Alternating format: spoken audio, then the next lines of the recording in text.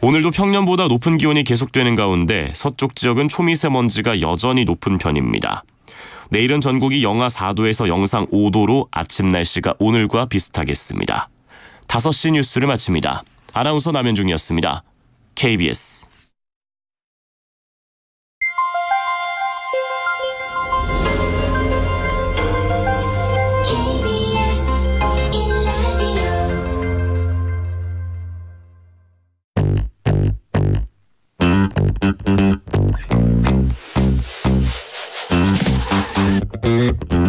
KBS 1라디오 뉴스레터 K.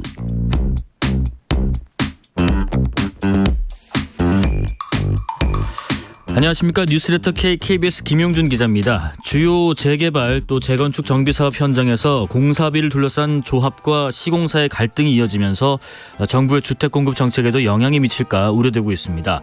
이런 가운데 노후계획 도시특별법 시행령이 입법 예고돼서 위축된 건설 현장에 훈풍이 돼줄지 주목되는데요. 관련 내용들 잠시 후에 류진수 인터뷰 코너에서 자세히 살펴보겠고요. 지난해 말 기준 중국 국내 총생산 대비 부채 비율이 300% 육박하면서 사상 최고치를 기록해서 중국 경제에 경고등이 켜졌습니다. 우리나라에 미칠 영향도 적지 않은 만큼 중국 정부가 이 위기를 어떻게 타개해 나갈지 관심이 모아집니다. 강준영 한국외대 교수 모시고 위기의 중국 경제 해법은 없는지 이야기 나눠보겠습니다. 문자 샵 9730 짧은 문자 50원 긴 문자 100원 어플리케이션 콩으로 보내시면 무료입니다. 유튜브 KBS 1라디오 계정 채팅으로도 이야기 나누실 수 있고요. 문자 보내주시면 추첨 통해서 커피 쿠폰 보내드리겠습니다. 여러분의 이야기도 많이 들려주십시오. 뉴스레터 K 지금부터 시작합니다. 뉴스의 진수를 보여주는 인터뷰. 뉴진수. 뉴스의 진수를 보여주는 인터뷰 뉴진수. 공사비 인상 요구로 재건축 등 정비사업장 곳곳에서 조합과 시공사 간의 갈등이 불거지면서 시공계약이 해지되거나 공사가 중단되는 일도 벌어지고 있습니다. 그 대책으로 정부가 정비사업 표준공사 계약서를 제시했는데요. 이은형 대한건설정책연구원 연구위원과 말씀 나눠보겠습니다. 안녕하십니까? 네, 안녕하세요. 예. 우선은 그 주요 재개발 또 재건축 정비사업 현장에서 이 공사비를 둘러싼 조합과 또 시공사의 갈등이 잇따르고 있던데 한 예를 들어볼게요. 서울 은평구의 대조 1구역 등 이 시공이 중단된 현장도 여러 곳이죠. 네, 맞습니다. 예. 네, 그런데 이런 경우에는 좀 일반적인 경우와 조금 그렇지 않은 경우를 좀 나눠서 볼 필요가 있습니다. 네. 그러니까 이제 일반적인 경우는 처음 조합과 시공사 간의 공사 계약을 체결할 때 그때에 체결한 금액하고 이후에 실제로 공사를 할 때 좀 올라간 금액하고 여기서 분쟁이 발생을 하는 겁니다.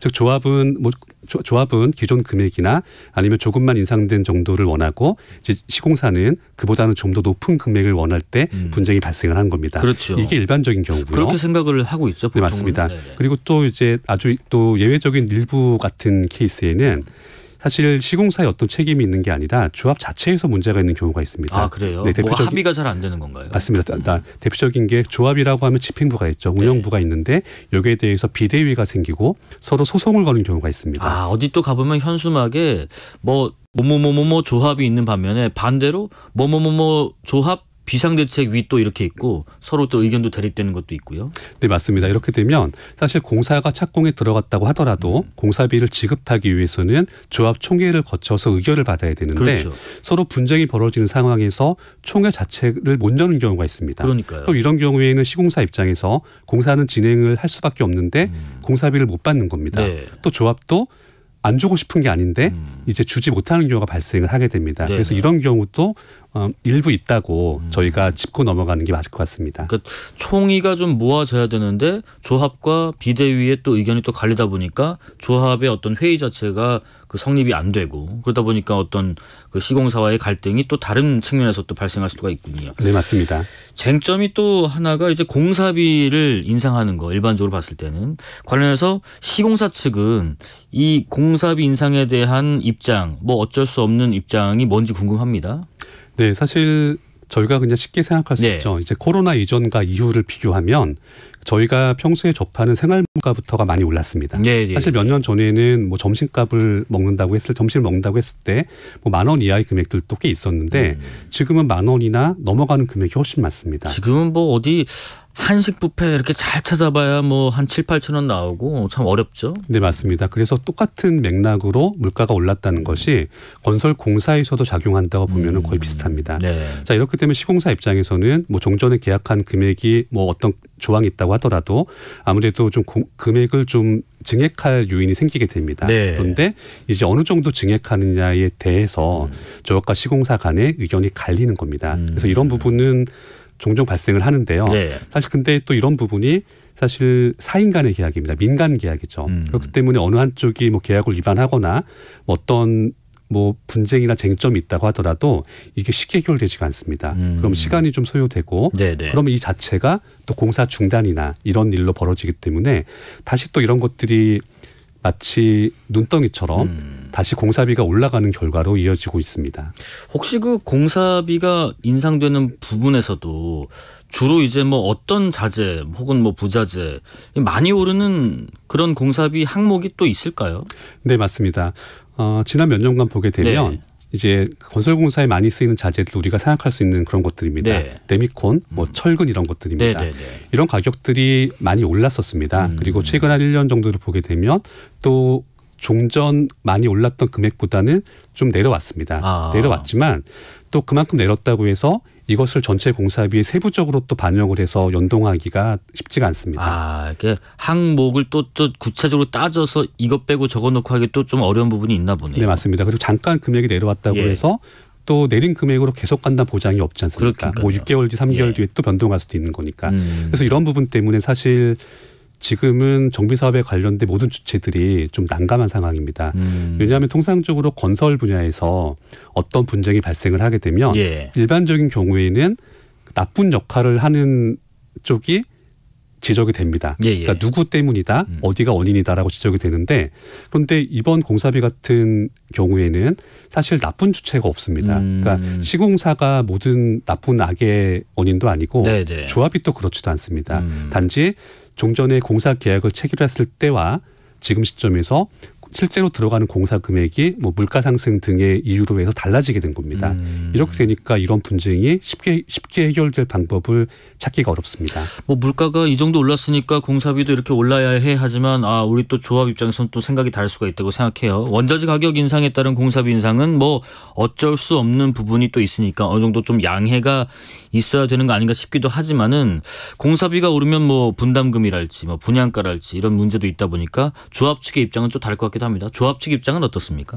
네, 조합 쪽 입장에서는 대부분 보게 되면 이제 계약서대로 하자는 내용이 제일 많습니다. 그런데 이제 아주 일부 케이스에는 이제 공사 계약서에는 추후에 물가 변동이 있더라도 공사비 증액은 없다라고 명시한 상태에서 증액을 요구하는 경우도 있고요. 그리고 어떤 경우에는 이제 조합에서도 증액을 해주겠다는 입장이지만은 어떤 기준으로 할 것인가에 대해서 시공사와 의견이 갈리는 경우가 있습니다. 대표적인 것이 건설 공사비 지수와 소비자 물가 지수 중에서 어느 것을 기준으로 할 것이냐 이렇게 되는 겁니다. 당연히 받는 쪽에서는 증액 분이 큰 쪽으로 결정을 할 것이고 주는 쪽에서는 적게 나오는 쪽으로 주장을 할 겁니다. 이런 부분들이 서로 조율이 쉽지가 않습니다. 혹시 그 극단적으로 좀 나중에 어그러져서 새로 뭐 시공사를 선정하는 경우도 나오나요? 네, 충분히 발생할 수 있습니다. 그런데 그런 경우에는 이제 시공사 교체에 대해서 어떠한 규책 사유가 누구에게 있냐를 따져서 또 손해배상 같은 문제가 따를 수밖에 없습니다. 그러니까 그렇게 가더라도 결국은 이제 조합 입장에서는 공사가 지연되고 지연되는 만큼 결국에는 부담해야 되는 금액이 커지는 결과가 나올 수밖에 없습니다. 그러니까요. 그 말씀하신 것처럼 공사가 만약에 어떤 이유에서든지 또 중단되거나 어그러지더라도 공사비는 발생하는 구조고 또 지체되는 만큼 또 부담도 있고 하다 보니까 추후에는 조합이 결국에는 큰 부담을 안게 될 것 같은데 지금 보니까 사상 초유의 시공 중단 사태를 겪었던 이 둔촌주공 경우도 이 부분에 있어서 좀 갈등이 크지 않았습니까? 네, 맞습니다. 둔촌주공 같은 경우에도 이제 조합 내부에 일단 내분이 가장 큰 문제였습니다. 그러니까 빨리 뭔가 진행이 안 됐던 거죠. 그런데 이제 건설사 입장에서는 이제 현장을 열고 있게 되면 그냥 아무것도 하지 않아도 현장을 오픈하고 있는 것만으로도 비용이 들어갑니다. 어쨌든 사람들이 나가서 현장을 관리 감독이라도 해야 되니까. 그러니까요. 뭐 굳지 않게 한다든가 뭐 등등등 요인이 있겠죠. 네, 맞습니다. 그럼 이런 부분들이 해결이 되지 않는다면 결국에는 공사 철수하겠다는 얘기가 나올 수밖에 없죠. 그렇죠. 그래서 이 경우에는 분양가를 종전보다 좀 올려주는 정도로 해결을 좀 받습니다. 그러니까 일반 분양분에 적용되는 분양가를 올리게 되면 네네. 조합원들이 부담해야 되는 추가 분담금이 떨어지게 되니까 이제 이렇게 좀 해결을 본 상황입니다. 그런데 이러한 방법을 지금 공사비 분쟁이 발생하고 있는 모든 정비사업장이 적용을 할 수 있을 것인가라고 하면 또 그렇게 하긴 또 만만치가 않습니다. 네. 질문도 하나 받아볼게요. 1373님께서요. 재개발 공사비는 분쟁 소지가 높으니 지자체가 관할하는 분쟁조정위원회를 가동할 필요성이 있습니다. 이런 제안을 하시는데 이건 어떻습니까? 네, 지금 그 내용은 올해 정부에서 발표한 내용들입니다. 그러니까 앞으로 정비 사업에 있어서 법령을 개정을 해서 지자체의 도시분쟁 조정위원회가 법률상의 화해와 같은 그러니까 확정 판결과 같은 효력이죠. 그걸 갖도록 하겠다라는 내용이 발표가 됐는데 사실 종전이 없던 방안이기 때문에 시도해 볼 만한 내용입니다. 그런데 주의할 것은 그 지자체마다 도시분쟁 조정위원회가 만들어져 있는데 이게 지금 나온 내용들이 앞으로는 권한을 주겠다는 거죠. 그러니까 그 이전까지는 어떤 강제력이 없던 위원회입니다. 그래서 여기에 상정되는 안건 자체가 별로 없었습니다. 그러니까 다르게 표현하면 유명무실한 지자체가 많았다는 내용입니다. 그 때문에 이런 부분에 대해서 어떠한 강제력을 가진 권한을 부여한다는 것이 지금으로선 새로운 시도이기 때문에 시도는 해볼 만하고요. 이것이 실제로 작용할 것인지에 대해서는 그 결과를 볼 수밖에 없습니다. 참 연구위원님 이런 질문 발생하면 참 어려우실 거예요. 그러면 결국 시공사와 조합 간의 어떤 갈등으로 빚어진 어떤 정비 사업 중단 사태 해법은 뭐가 있을까 싶습니다. 네, 사실 두 가지로 나눠볼 수밖에 없습니다. 그러니까 향후에 체결되는 계약분들에 대해서는 공사비 증액에 대한 요건들을 명확히 할 필요가 있습니다. 명시하는 거예요. 네, 작년부터 그렇게들 얘기를 해왔습니다. 그런 맥락에서 가장 최근에 정부에서 발표한 정비사업 표준공사 계약서가 이런 내용입니다. 이제 그렇다고 하면 그러면 그 이전에 이미 체결된 공사 계약들은 어떻게 가는 것이냐라는 문제가 남습니다. 사실 이 경우에는 민간 계약이기 때문에 당사자들께서 어느 정도 협의점을 찾는 것밖에는 지금으로선 길이 없습니다. 아니면 뭐 법적으로 대응을 한다든가 그렇게 되면 근데 또 앞서 말씀하신 것처럼 더 큰 문제가 계속 생길 수 있으니까요. 네, 맞습니다. 법적 대응이 이게 쉽지 않은 것이 자 이제 조합은 그러니까 조합만 보면은 개인이 아닌 것 같지만 실제로는 개인들이 구성하고 있는 개인 내용이 되는 겁니다. 하지만 반대로 시공사 같은 업체들은 법인이죠. 그렇게 된다면 법인 같은 입장에서는 소송이 시작이 돼서 5년이나 10년을 이어간다고 하더라도 그냥 할 수 있습니다. 하지만 개인의 입장에서는 특히나 이제 본인들의 집이나 재산을 걸고 하는 소송이 장기화되면 이걸 감당하기가 쉽지 않습니다. 그래서 무조건적인 소송보다는 어느 정도 협의점을 찾는 것이 가장 적절한 대안입니다. 네, 뭐 조합이 계속 영속적으로 조합으로서의 이 임무를 하는 게 아니라 이후에는 이제 이게 다 만들어지면 뭐 입주를 한다든지 분양을 한다든지 이런 걸로 전환되기 때문에 계속 이끌어가는 법인과는 좀 다르겠죠. 3649님, 저희 아파트도 요즘 재건축 얘기가 나오던데요. 원가 후려치기 하면 결코 좋은 결과를 기대할 수 없을 듯합니다. 서로 윈윈할 수 있는 방향으로 진행되면 좋겠어요 말씀하시고요. 아까 잠깐 말씀하셨던 정비사업 표준계약서 이 얘기를 좀 넘어가 볼게요. 비용 갈등으로 공사가 좀 늦어지면은 분양 또 입주 같은 주택 공급에 좀 차질이 생기는 만큼 정부가 이 대책 차원에서 표준공사계약서 배포에 나서는데 우선은 이 표준공사계약서 핵심 내용부터 설명을 좀 들어볼게요. 네, 정부에서 발표한 표준공사계약서에서 가장 중요한 관건이 두 가지가 있습니다. 첫 번째는 그럼 공사비가 어떻게 산출된 건지 근거를 명확하게 하겠다. 그리고 두 번째는 공사비의 증액이 있을 때 그러니까 뭐 물가 변동이든 설계를 바꿨든 증액 요건이 있을 때 이 증액을 어떻게 할지에 대해서 명확히 하겠다는 내용입니다.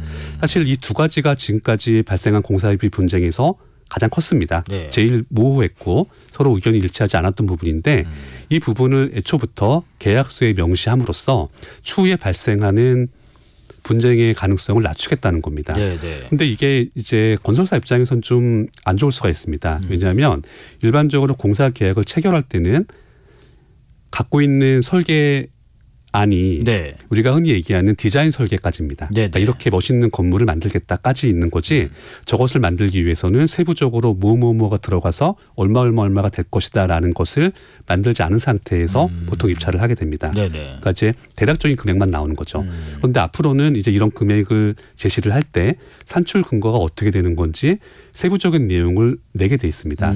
이렇게 되면 건설사 입장에서 분명히 업무 강도가 올라가는 것이 맞습니다. 그런데 왜 굳이 계약서가 이렇게 발표가 됐냐면은 자, 정부에서 어떠한 뭐 제약 조건이나 어떠한 강제나 규제를 할 때는 이것을 통해서 보호받는 주체가 어디냐를 먼저 따지게 됩니다. 근데 아무래도 이제 건설사 같은 법인보다는 조합을 구성하는 개인이 상대적인 약자이기 때문에 이쪽을 좀 더 보호하기 위해서 계약서 내용을 이렇게 만들었다라고 보면 크게 무리가 없습니다. 아까 그 공사비 산출 근거는 설명을 제가 들어보니까 이해가 좀 가고요. 근데 증액 시 어떻게 할지 명확히 하겠다라는 것은 조금 더 구체적으로 무슨 말인 거죠? 증액할 때 뭐 어떤 식으로 뭐 자금을 올릴 건지에 대한 뭐 세부 계획안을 내야 된다라는 건지 그런 게 궁금하네요. 대표적인 게 이런 겁니다. 아까 한번 말씀드렸던 내용입니다. 그러니까 이제 흔히 공사비 증액을 할 때 갖고 오는 지수들이 있습니다. 그러니까 소비자 물가 지수가 있고 건설 공사비 지수가 있는데 이 둘이 똑같이 움직일 수가 없습니다. 건설공사비 지수는 건설공사에 들어가는 요소들만 가지고 만든 거고 소비자 물가 지수는 우리가 아는 그 소비자 물가에 들어간 거지 않습니까? 자, 이런 경우에 둘 중에 어느 걸로 할 것인지. 좀 괴리가 있을 텐데. 이런 부분들을 아예 계약서에서부터 명시를 하자는 겁니다. 그러니까 양쪽 당사자들 간에 분쟁할 필요가 없이 어떤 것에 근거해서 이 기준으로 하겠다라는 것을 미리 명확하게 하라는 겁니다. 근데 지금 말씀을 들어보면 그런 것들을 명확히 하면 조합, 개인은 상당히 보호를 받는 장치가 있어서 좋겠지만은 이 표준공사 계약서가 의무사항이 또 아니라는 얘기가 있습니다. 권장사항이다 보니까 그렇다면 좀 실효성 차원에서 뭐 권장이니까 안 해도 그만인 부분이 있다 보니까 그러면 보완사항이 있어야 될 텐데 어떤 의견이세요? 네, 원론적으로 보게 되면 당연히 의무사항이 아니기 때문에 안 쓰면 그만입니다. 이렇게 생각할 수 있죠. 그런데 이런 정비사업 같은 경우에는 인허가권자가 지자체입니다. 그러니까 어떤 구청이나 시청에서 정비사업을 하게 되면 거기 허가를 내주는 겁니다. 자, 이렇게 되면 인허가권자가 아무래도 좀 이렇게 표준공사 계약서를 쓰도록 뭐 장려하거나 권장할 수 있습니다. 자, 이렇게 되면 사용하는 곳들이 하나씩 증가할 거고 이렇게 시간이 지나다 보면 어느 순간에서는 확정될 겁니다. 그리고 이제 일부 사업지에서는 당연히 건설공사는 사업지에 따라서 뭐 특성이 다를 수가 있고 그 상황 요건이 좀 변동이 있을 수가 있습니다. 이런 부분들은 당연히 표준계약서에 추가적인 약관이나 추가적인 내용으로 넣어서 변형해서 사용할 수가 있습니다. 그런데 이제 우리가 주의해야 될 것은 건설공사라고 하는 것은 이런 특성이 있기 때문에 사업지마다 다른 특성이 있기 때문에 단순하게 표준공사 계약서를 그대로 써야지 이걸 조금이라도 변형하면 안 된다라고 접근하면 이것도 맞지 않는다는 얘기입니다. 당연히 일부 내용들은 그 공사의 상황이나 이 사업의 상황에 따라서 내용을 변형할 수도 있는 거고 일부 유동성이 있을 거잖아요. 이렇게 되면 전반적으로는 시간이 흘러가면서 표준공사 계약서의 사용이 정착될 것으로 볼 수 있습니다. 이미 저희가 비슷한 사례를 보고 있는 것이 건설공사 표준공사 계약서가 있습니다. 건설공사에 쓰이는.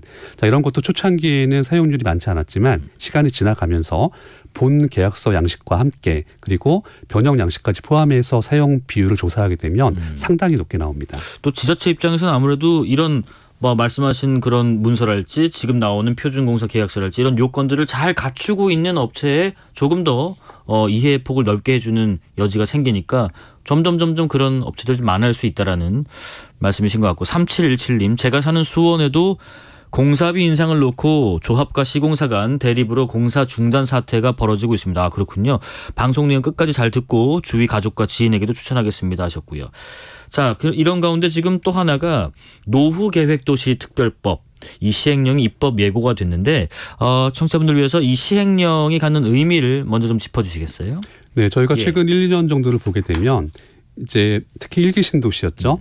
이제 재건축에 대한 기대감이 많았습니다. 네, 쉽게 말하면 조금 연식이 된, 조금 지어진 지 오래된 그런 아파트들. 네, 맞습니다. 예. 그래서 뭐 재건축을 하게 되면 용적률을 뭐 500%까지 할 수 있겠다. 네. 이런 내용들이 막 있었는데 이제 그 간에 이제 이 부분에 대해서 명확치 않았던 부분들을 이번 시행령에서 명확히 했습니다. 뭐 대표적인 것이 특별 정비 구역을 뭐 지정을 하고 네. 뭐 선도지구를 지정을 하게 되면 여기서는 재건축 안전 진단을 사실상 면제할 수 있다라던가 뭐 이런 내용들이 이번에 명확하게 됐습니다.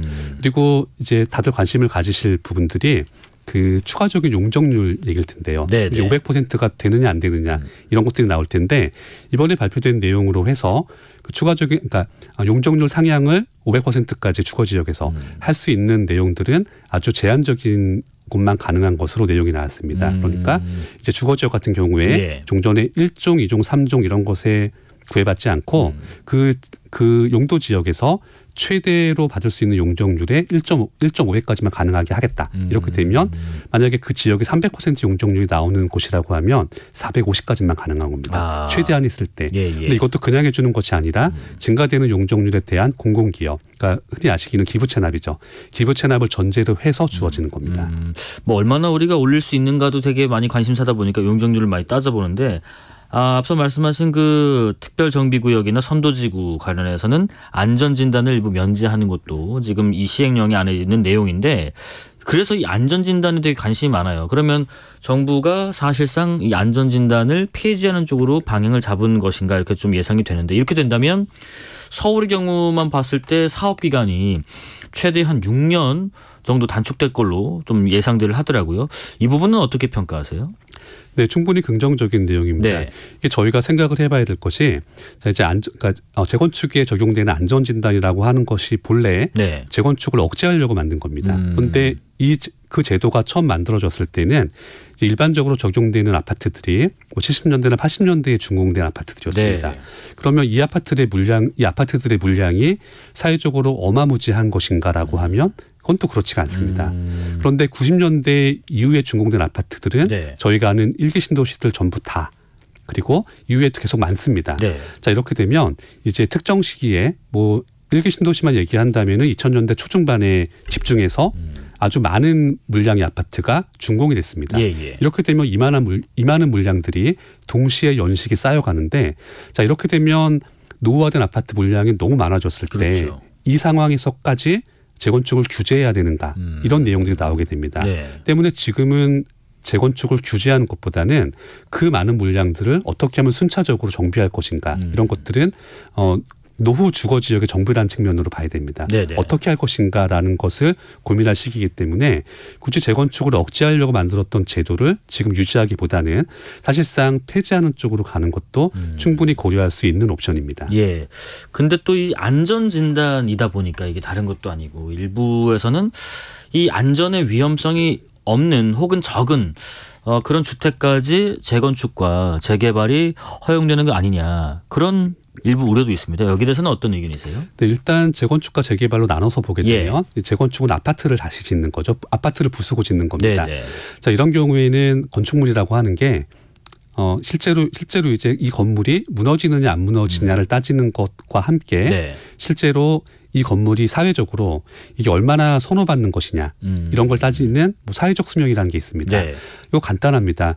그러니까 뭐 예를 들면 한 30년쯤 전에 만들어졌던 복도식 아파트가 뭐 그때는 매우 좋은 걸 쓸 수 있습니다. 하지만 지금 이걸 갖고 오게 되면 뭔가 부족한 게 많습니다. 신축에 비해서는. 이런 경우에는 이 건물이 그러니까 이제 구조적 안정성이죠.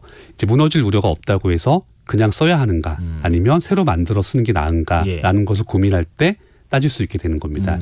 그래서 이런 경우엔 대부분 아무래도 재건축을 택할 요인이 많습니다. 그리고 동시에 누적되어 있는 노후 아파트 물량이 많게 되면 이걸 신도시를 지을 때는 동일 시기에 같이 지을 수 있었지만 이걸 재건축을 동일 시기에 할 수는 없습니다. 왜냐하면 거기 사시던 분들이 어딘가 이주를 하셔야 되는데 안 나가시는 이상 동일 시기에 부을 수는 없습니다. 그 때문에 이걸 순차적으로 하다 보면 어차피 이 아파트들은 30년, 40년, 50년까지 연식이 갈 수 있습니다. 이렇기 때문에 재건축에서는 그렇게 큰 문제가 없다고 판단되고요. 네네. 하지만 재개발 같은 경우에는 조금 얘기가 다릅니다. 뭐 낮은 연립주택도 있을 것이고 그냥 일반 주택도 있고요. 뭐 많잖아요. 네, 맞습니다. 이번에 정부에서 발표된 내용들을 보게 되면 재개발 사업을 하는 데서도 여러 가지 요건들을 완화했습니다. 대표적인 게 토지 면적에 대한 것도 완화가 됐는데 이건 어떤 뜻이냐면 네. 이제 기존의 재개발 사업에서도 문제가 됐던 부분들 때문에 만들어진 요건들입니다. 예를 들어서 어떤 재개발 사업지에서 땅을 조금 가진 사람도 투표를 하게 되면 한 표고요. 네네. 큰 땅을 가진 사람도 똑같이 한 표입니다. 네. 이렇게 되면 어떤 곳에서는 그러니까 정비 사업에 찬성하는 동의표는 굉장히 많이 나왔는데 찬성한 사람들이 가진 땅을 모아보면 또 얼마 안 되는 겁니다. 되고, 예. 그래서 이런 부분 때문에 재개발 정비구역이 얼마나 되느냐에 따라서 달라지잖아요. 그렇죠. 말씀하신 게. 때문에 이런 부분 때문에 전체 토지 면적의 2분의 1 이상 확보 이런 것들이 있었는데 네. 이번에 발표된 내용에서는 사업 시행 인가를 받을 때 이 부분들이 배제가 됐습니다. 그래서 이제 저희가 생각을 해야 되는 것이 분명히 노후 지역은 정비할 필요가 있습니다. 예. 어둡고 낡고 이렇게 되니까요.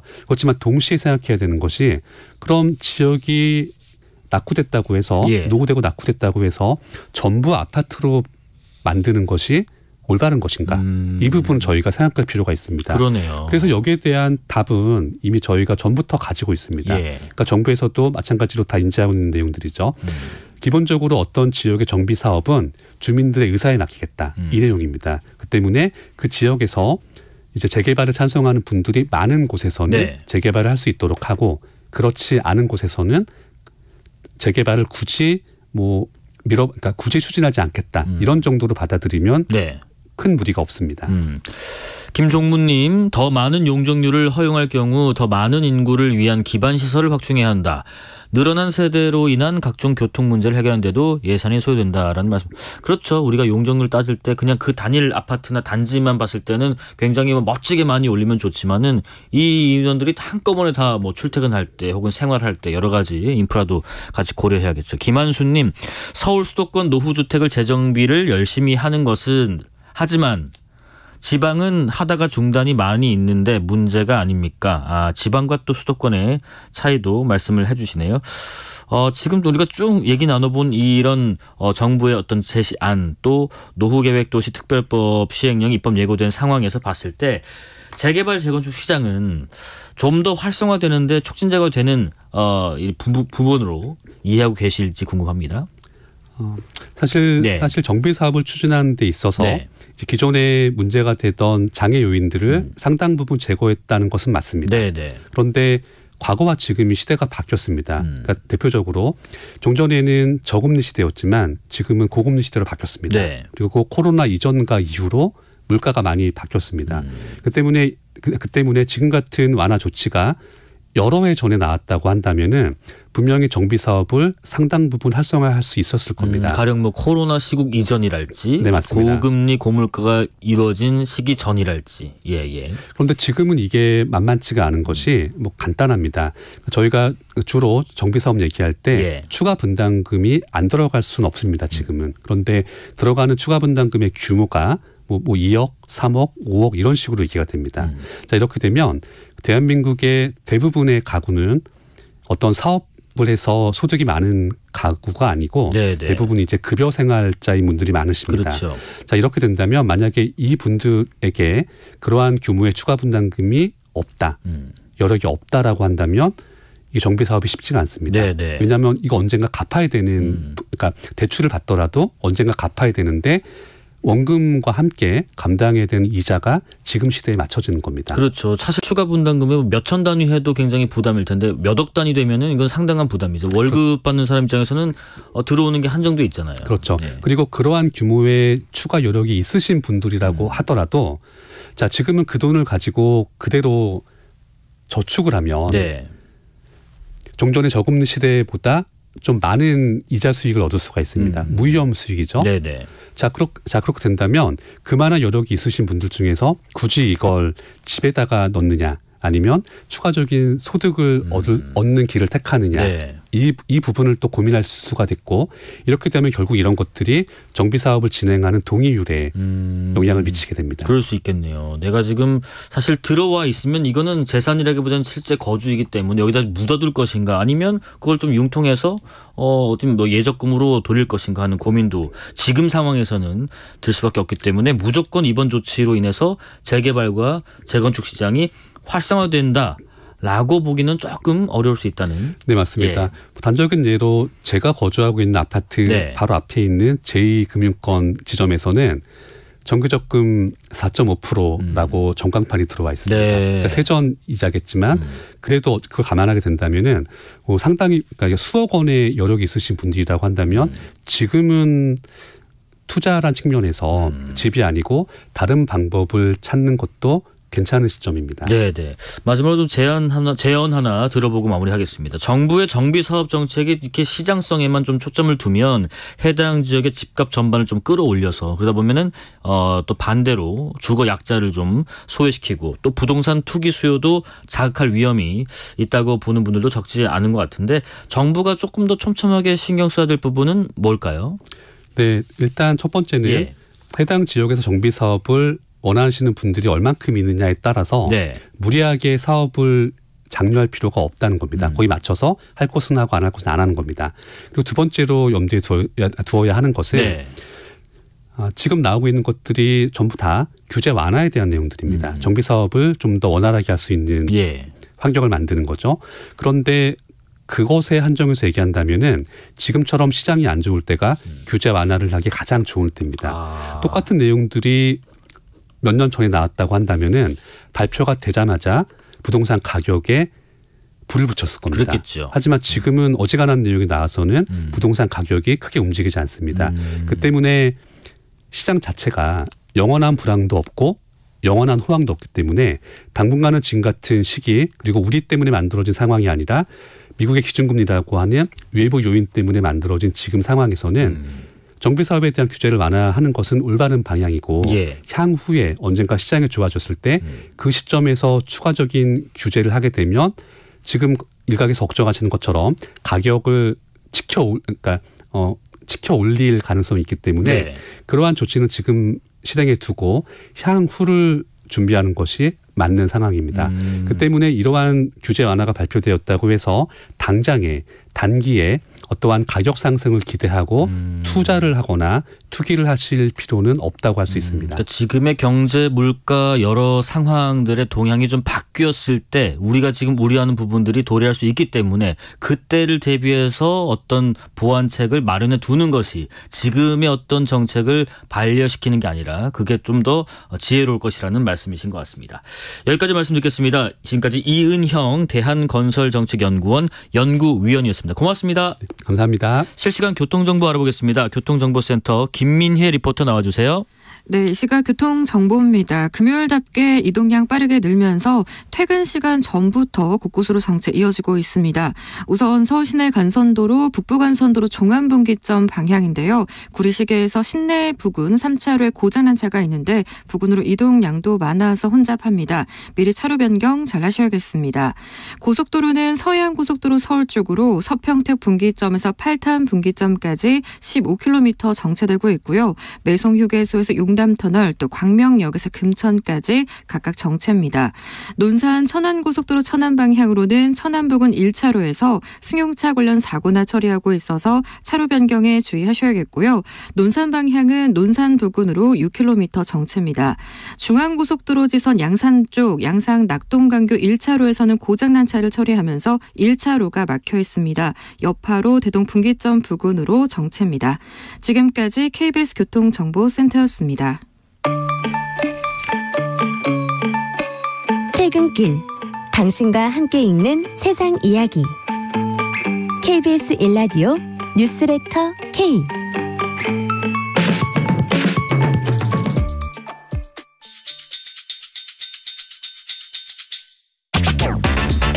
오늘 하루 가장 뜨거운 뉴스들만 골랐습니다. 뉴스레터 K 여야 정치 토크. 원영석 국민의힘 미디어 법률단장 또 조기현 민주당 법률위 부위원장 스튜디오에 모셨습니다. 안녕하십니까? 예, 안녕하세요. 반갑습니다. 반갑습니다. 한동훈 국민의힘 비대위원장이 오늘 경기도 구리시를 방문했습니다. 전통시장도 찾았던데요. 구리시를 왜 갔을까? 구리시는 국민의힘이 또 서울 편입을 또 추진하는 지역 중에 한 곳이기도 한데 원단장님 지금 한 비대위원장이 구리시에서 기자들도 만났을 것 같습니다.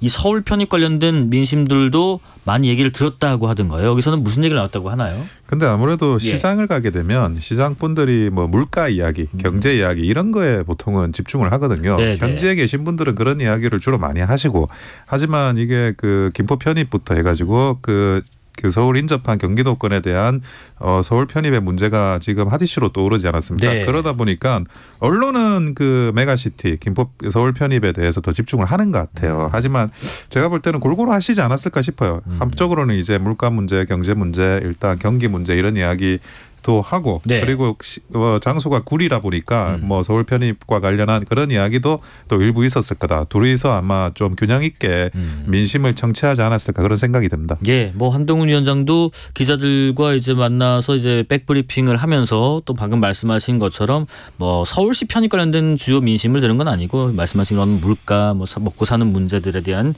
얘기를 많이 들었다고는 합니다.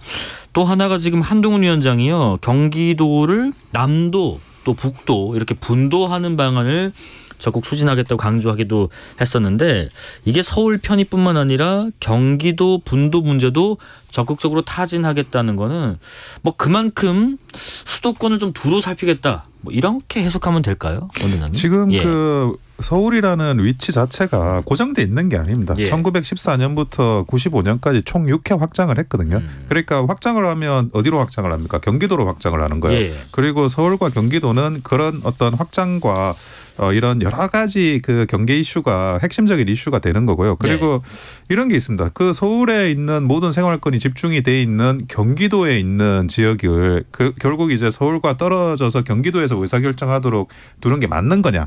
그게 그 지역을 더 발전시킬 수 있는 거냐. 아니면 서울에 편입시켜야지 통일적으로 의사결정을 해서 발전시킬 수 있는 거냐. 지금도 많은 논의가 있는데 과천이라든지 고양시 덕양구라든지 구리도 마찬가지예요. 구리도 서울 편입 문제가 2009년에도 있었거든요. 그런 논의들이 계속 있는데 그게 지금 1995년부터 벌써 한 30년 가까이 또 중단이 돼 있어요. 그러니까 오히려 이렇게 중단이 돼 있는 게 그 서울이 확장돼 온 역사를 보면 굉장히 오히려 이례적일 수가 있고 그래서 다시 한번 그 경기 남북도 문제라든지 서울 확장이나 이런 편입 문제라든지 이런 것도 이제는 논의될 때가 됐다 그렇게 보는 거죠.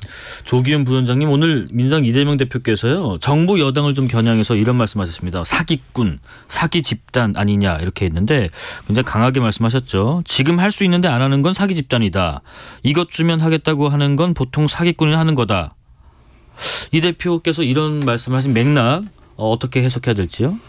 지금 최근에 이제 한동훈 위원장이 말씀하시는 여러 가지 공약들, 어제 오늘도 수도권 생활권 재편 문제도 그렇고, 메가시티 계획도 그렇고, 이게 세세하게 잘 뜯어보면 지금 집행권을 가진 정부가 하면 되는 부분도 상당히 많이 포함되어 있는데 구체적 내용들에 대한 제한 없이 사실 어떤 이해관계라든가 그 욕망을 자극하는 방식을 공약화해서 자꾸 발표를 하거든요. 이제 보면 그 내용들이 실제 그러면 실행할 수 있는 걸 하면 되고 실행이 가능한지에 대해서 검증될 수 있는 내용까지 구체적으로 제시를 안 합니다. 그렇다 보니까 이게 정말 준비를 해서 총선을 통해서 유권자들로부터 검증을 받고 평가를 받고 22대 국회에서 하겠다 이렇게 준비된 내용들을 지금 발표하고 있는지에 대한 문제 제기를 안 할 수가 없다는 거죠. 그래서 이게 제대로 실행하고 준비된 게 아니면 선거용으로 그냥 마구 던지는 것이고 이건 유권자를 속이는 것이다. 그러면 결국 이걸 사기라고밖에 표현할 수 없지 않느냐. 이런 취지의 말씀인 것 같습니다. 또 하나가요. 최근에 여야가 약속이라도 한 듯이 내놓은 공약이 있습니다. 도심철도 지하화 이 문제인데요. 국민의힘에서는 지금 구도심철도 일부를 지하화하겠다는 공약인 것 같고 민주당에서는 도심을 지나는 모든 지상철도를 지하화하겠다는 공약 같은데 선거 때 자주 사실 나온 얘기입니다. 처음 나온 얘기는 아니지만은 걱정도 있죠. 그러면 이게 뭐 한두 푼이 아니라 수십조가 들어가는 사업비가 필요할 텐데 구체적으로 이걸 어떻게 조달할 것인가 하는 그 질문도 근원적으로 있습니다. 조기현 부위원장님, 이번에는 이 지하화 공약 어떻게 좀 예상을 하고 전망을 하세요? 이번엔 다르죠. 1월 9일 날 철도지하 특별법하고 도심복합개발지원법이 통과가 됐습니다. 네. 이게 도시철도법, 도시개발법 이렇게 이 철도 부지를 개발하고 철도 지하하는 데 관련된 법령들이 사실 여러 군데 흩어져 있어서 막상 개발하려고 하면 이 재정 문제라든가 민간을 참여시키는 문제 제한이 있을 수밖에 없었습니다. 예. 그러니까 기간 선거에서는 지역 주민들의 요구가 당연하죠. 도심이 완전히 철도 때문에 분리가 돼서 생활이 굉장히 어려운 호소하는 분들이 많기 때문에 해야 된다는 당위는 있었고 하겠다는 공약은 했지만 실행을 할 수 없었는데 예. 이번에 이 두 개의 특별법이 통과되면서 실제 실행할 수 있는 법적 장치가 마련이 돼 있습니다. 그러면 이제 이것을 가지고 이 법에 기초해서 실제 행정 집행권을 통해서 보완할 문제라든가 예를 들면 예타 지침 같은 거를 변경해서 실제 바로 사업에 착수할 수 있는 구체적 내용들을 담으면 되는데 네. 이재명 대표가 발표한 철도 지하 공약이 사실 한 100조 정도 예산이 드는 100조. 건데요. 예. 이 법과 그리고 예타 지침 변경 또 지자체나 국가가 설계하고 지자체가 집행해서 하고 또 민간이 참여할 수 있게 하고 절차에서는 예타 지침을 변경하고 예. 이런 부분을 구체적으로 담고 있거든요. 실제 이건 사업계획안을 만들어서 바로 집행하면 됩니다. 그러니까 현실화 가능성이 상당히 열려 있는 거고 실현 가능한 공약이 되고 있다. 이번에는 어느 때보다 좀 다르다. 원단장님 의견도 비슷하세요? 예. 그건 좀 다른 게 저는 예산이라기보다는 저는 철학이 지금 바뀌고 있다고 생각을 들어요. 공간을 바라보는 철학. 그게 무슨 말이냐면 지금 그 육교가 없어지고 있습니다. 횡단보도가 많이 생기고 있어요. 최근 들어가지고 그건 뭐냐? 옛날에 이제 개발을 막 할 때만 하더라도 차량이 우선이었어요, 사람보다. 근데 이제 점점 차량이 우선이 아닌 사람이 우선인 그 세상으로 바뀌고 있거든요. 네네. 그러니까 이것도 그 연장이라고 봐야 됩니다. 그러니까 그런 철학이 바뀌고 있기 때문에 일단 생각이 바뀌어야 거기에 따른 예산을 논의할 수 있는데 지금은 그 생각과 철학, 공간에 대한 철학이 바뀌고 있는 시점이라서 여야가 또 합의도 했고 예산이나 이런 게 또 이야기를 하지만 민간 투자를 받을 수 있는 여지도 굉장히 많아요. 네. 그러니까 철도라는 공간이 대부분 이제 요지에 있고 노른자 위에 있는 경우가 많아가지고 의지만 있으면 특히나 이제 그 국민의힘 같은 경우에는 어떨 때는 토건 정권이라고 욕먹을 정도로 인프라 개발이나 이런 거에는 적극적이기 때문에 가능성이 높다고 봅니다. 아주 또 두 분께서 또 법조인이시다 보니까 또 실효적 측면에서 철학적 측면에서 발전적으로 의견을 주셨습니다. 정치 현안 또 이야기 나눠볼게요. 민주당이 이번 총선에 적용할 선거제와 관련한 당론 결정을 이재명 대표에게 위임하기로 했다고 합니다. 민주당 최고위원회 결과인데 먼저 민주당의 강선우 대변인의 말을 듣고 계속 말씀 이어가 보겠습니다. 오늘 최고위에서는 선거제도 관련해서 허심탄회한 소통이 있었고요. 그리고 선거제도 관련해서 당의 입장을 정하는 권한을 이재명 대표에게 위임하기로 했습니다. 조기현 부위원장님, 이게 지금 어떤 내용이 조금 더 보충 설명해 주시고요. 그러면은 이후에는 어떤 절차 없이 이재명 대표가 이렇게 하기로 마음 먹었다 하면 끝나는 건가요? 아닙니다. 절차를 어떻게 할 것인지 의견 수렴 절차를 어떻게 할 것인지에 대한 결정 권한까지도 대표한테 다 위임했다. 이런 취지로 해석이 됩니다. 그러니까 포괄적으로 어떤 선거제로 갈지에 대해서 최종적으로 이제 결정을 하는데 대표가 그 가는 과정에서 며칠 동안 거론됐던 전당원 투표 문제도 있었고 대개는 또 의원총회에서 의견을 모은 다음에 대표가 발표하고 이런 방식도 있었고 여러 가지가 있는데 지금 상황은 어쨌든 당내 의견은 팽팽한데 그렇다고 해서 일방적으로 어떤 입장을 정하기도 어려운 상황이고 그렇다고 전당원 투표를 준비는 했는데 이에 대한 비판 의견이 다수인 거고 과연 또 선거구제 문제를 이런 식으로 당원에게 하나하나 물어서 결정하는 것이 맞느냐는 문제 제기가 계속 지금 나오죠. 당내에서는 비판 의견이 다수예요. 비판 그 전당원 투표 관련해서요. 다수라고 보기는 어려운데 내외에서 여러 부분에서 문제 제기가 있었죠. 전당원 투표가 사실은 제도로서는 훌륭한 제도임에도 불구하고 과거 이제 전당원 투표를 통해서 결정한 사례들이 국민들로부터 비판을 받는 결과로 이어졌기 때문에 이것도 책임 회피용 아니냐는 비판이 제기될 수밖에 없는 상황이긴 하죠. 이제 그런 부분을 포괄적으로 고민을 해서 오늘 최고위에서 긴 논의를 했는데 네. 결국에 어쨌든 이 부분에 대한 결정 책임은 어떠한 절차를 걸치더라도 이재명 대표가 지는 겁니다. 그걸 예. 통해서 나오는 선거 결과에 대한 책임도 마찬가지고요. 그래서 어떤 결론적으로 어떠한 의견 수렴 절차를 거칠지부터를 포함해서 선거제를 어떤 방식으로 할지에 대한 권한까지도 이 대표에게 완전히 위임했다. 이런 결정이라고. 지금 말씀하셨기 때문에 두 분께 그 의견도 여쭤볼게요. 이어서요. 지금 전당원 투표 얘기가 좀 나오고 있는데 원단장님. 첫 번째로 이 대표께서는 어떤 결정할지도 궁금하고 두 번째는 뭐 당내에서도 이견이 있는 것 같습니다. 일단 최고위원들 사이에서 보면 장경태 최고위원은 많은 당원들과 국민들께 의견을 더 묻고 더 폭넓은 논의를 할 수 있다는 의견이지만 고민정 최고위원은 이거 지금 책임을 전가하겠다는 거다. 무책임하다. 지도부가 결정해야 된다 하는데 이 전당원 투표 선거제 관련해서 이 대표는 어떤 결정을 할지 또 두 분 의견 어떤지 원단장님 먼저 들어보겠습니다. 그 민주당에서 전당원 투표할 때는 명분이 없을 때 보통 하는 일이더라고요.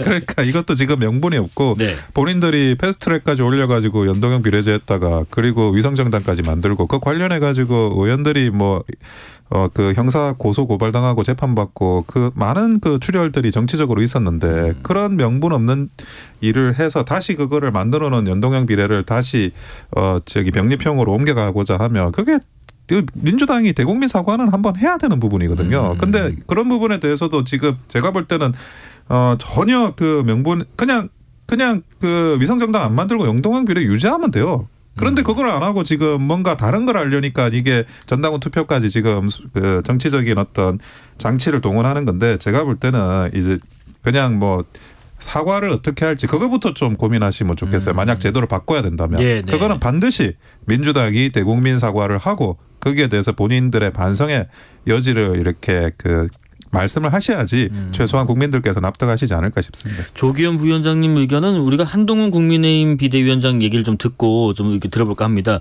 한동훈 위원장이 민주당이 전당원 투표를 검토하는 상황을 두고 민주당 갈 걸 그랬다. 이런 얘기를 하더라고요.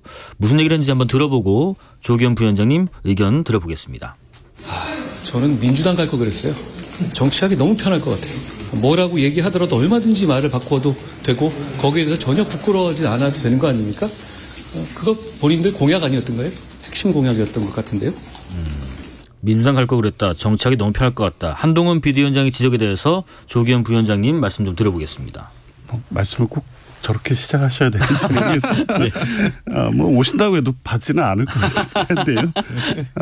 사실 이 준연동형제가 위성정당으로 해서 파행된 부분에 대한 책임이 있죠. 그런데 국민의힘은 또 그렇게 비판할 문제인가는 지적 안 할 수가 없어요. 네.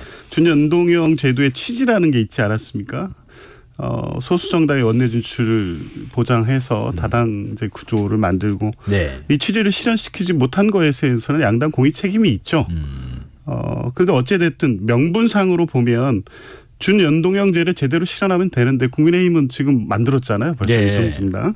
그러면 이 제도로 가는 게 맞느냐 문제제기 안 할 수가 없는 상황이 돼버렸고 병립형으로 그러면 이제 회귀하는 것이 정치개혁의 취지에 역행하는 것으로 보이는 것은 분명한데 네. 그렇다면 이제 권역별 병립형을 통해서 당초의 준연동형을 통해서 추진하려고 했던 이 제3당의 어떤 원내 진출을 어느 정도 보장하는 방식, 지역군으로 완화하는 방식을 둘 다의 어떤 고민 지점이 있으니까요. 이게 명분이 없다 이렇게 얘기할 문제는 아닌 것 같고 네네. 다만 이제 결정이 이렇게 늦어지는 부분에 대해서는 비판받아도 할 말은 없는 상황입니다. 선거가 지금 68일밖에 안 남았는데 예. 지금 이 비례제를 어떻게 하느냐의 명운을 걸고 있는 당들이 되게 많잖아요. 또 이 당 중에는 민주당이 향후 이제 대선 가는 과정에서 같이 연합하고 같이 가야 될 분들이 꽤 많은데 이렇게 불확실성을 유지한 채 당내 논의만 이렇게 하고 있는 부분에 대한 책임 문제는 분명히 있죠. 그래서 이재명 대표가 어떤 방식이든 빠른 시일 내에 결정을 내서 발표하고 또 그에 대한 책임을 지겠다는 입장을 내시는 게 필요한 시점이 됐습니다. 주말 안에는 좀 입장이 나올까요? 홍익표 원내대표는 그렇게 좀 예상을 하던데요. 주말 안에는 쉽지 않을 것 같습니다. 예, 왜냐하면 네. 최종적으로 의견을 듣는 과정 어떤 방식으로든 필요할 것 같습니다. 알겠습니다. 제3지대 얘기 잠깐 해볼게요. 지금 이준석 개혁신당 대표가 개혁미래당 특히 이낙연 대표를 향해서 좀 공세 수위를 높이고 있는 것 같아요. 여러 얘기를 많이 했고 사실상 뭐 각자 개혁 얘기를 하고 있다. 또 윤핵관이랑 다를 바가 없는 상황이고 굉장히 실망했다. 이렇게 좀 각을 세우고 있는데 원단장님 왜 이렇게 개혁 미래당 측을 향해서 윤석 대표가 각을 세울지 또 그럼 양쪽의 통합은 어려워지는 건지 궁금하네요. 아니 그 기싸움은 맞는데요. 예. 기싸움이 이제 양상이 좀 변하고 있는 거예요. 기싸움이 대화를 잘해가지고 합치자가 아니고 네. 이준석 대표는 아예 그 민주당계 제3지대를 밟아가지고 싸워서 밟아서 끌어당기는 그 범위를 축소시켜가지고 예. 그렇게 하는 전략으로 바뀐 것 같아요. 약간 치킨 게임 양상으로 지금 가는 거거든요. 네네. 그런데 여기서 민주당계 제3지대가 판단을 잘해야 됩니다. 판단을 잘한다는 게 신속하게도 해야 된다는 거예요. 무슨 말이냐. 그러면 그 치킨 게임을 같이 붙을 거냐. 아니면 약간 뭐 이준석 대표하고 뭐 숙여서 갈 거냐 그런 부분에 대해서 빨리 판단을 하고 그 노선을 정해야지 여기서 만약 시간을 끈다 보면 결국 이제 이미 그 치킨 게임으로 가고자 하는 이준석 대표는 스타팅을 끊었거든요. 네. 그게 이제 주도권을 잃고 말려 들어갈 수가 있습니다. 조기현 부위원장께는 이 질문을 좀 여쭤볼게요. 지금 박근혜 정부 시절에 인사였던 최경환 전 의원 그리고 또 박근혜 전 대통령 복심으로 불리는 유영하 변호사 이 등등이 총선에 출마할 것으로 보이는데 박심이 이번 총선에 유의미한 변수가 될 수 있을지 한번 여쭤보겠습니다. 어떻게 예상하세요? 박근혜 전 대통령의 뭐 핵심 측근이라고 하는 유영하 변호사를 위한 어떤 그 조력하는 행위 정도는 있겠지만 네. 직접적으로 어떤 정치 선거에 영향을 미치는 행위는 본인도 안 할 거라고 지금 얘기를 하고 있고 뭐 그런 측면에서 보면 총선에 큰 영향을 미치기는 어려운데 네. 대통령께서 지난 석 달 동안 한 3번이나 이제 찾아뵙고 하는 이유는 분명히 있어 보입니다. 왜냐하면 도와서 국민의힘이 이번 선거에서 이기는데 큰 도움을 주는 역할을 하기에는 박 전 대통령의 의사도 그렇고 실제 영향력도 많이 축소가 됐기 때문에 그런 부분은 그 가능성이 낮은데 어떤 부분에 문제 제기를 해서 안 되게 할 리스크는 분명히 되거든요. 국민의힘이나 대통령실은 뭐 그런 걱정이 있겠죠. 그래서 네. 계속 찾아뵙고 또 예우를 하고 그런 것 같습니다. 네, 시간 관계상 여기까지 말씀 듣겠습니다. 지금까지 원영섭 국민의힘 미디어 법률단장 조기현 민주당 법률위 부위원장이었습니다. 고맙습니다. 고맙습니다. 6시에 2부 이어가겠습니다.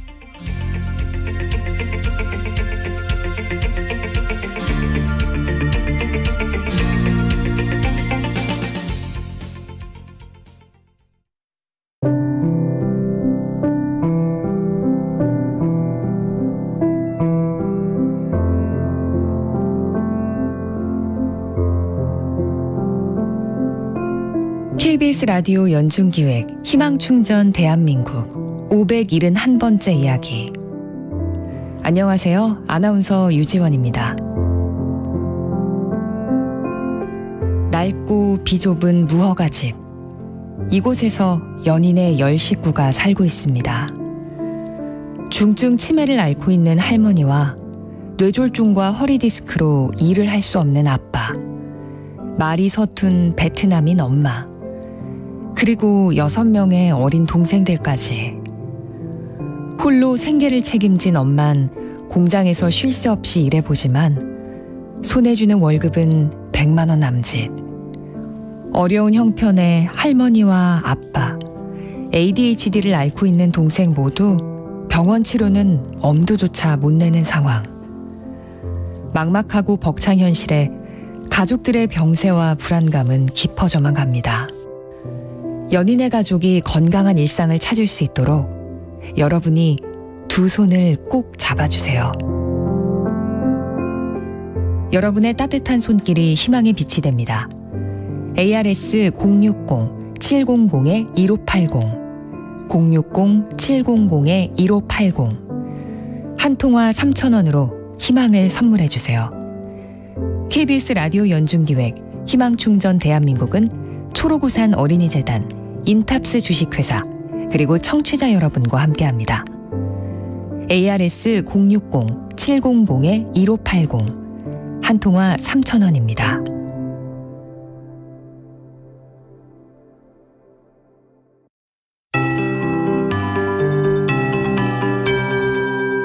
KBS 58분 날씨.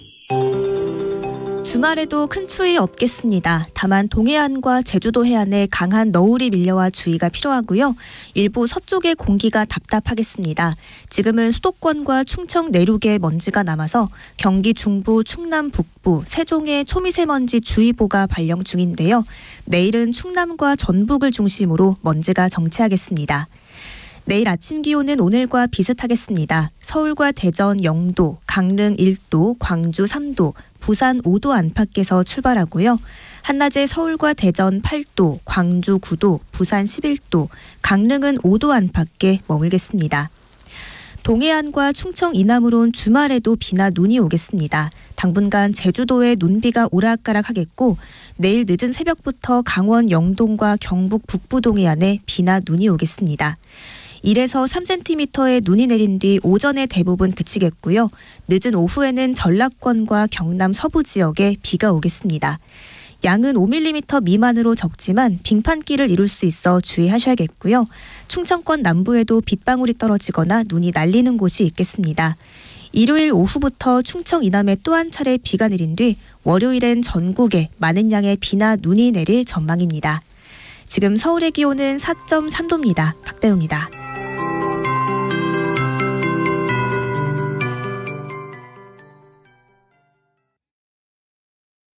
정성을 다하는 국민의 방송 KBS가 6시를 알려드립니다. AM 711kHz, FM 97.3MHz, KBS 1라디오입니다. HLKA.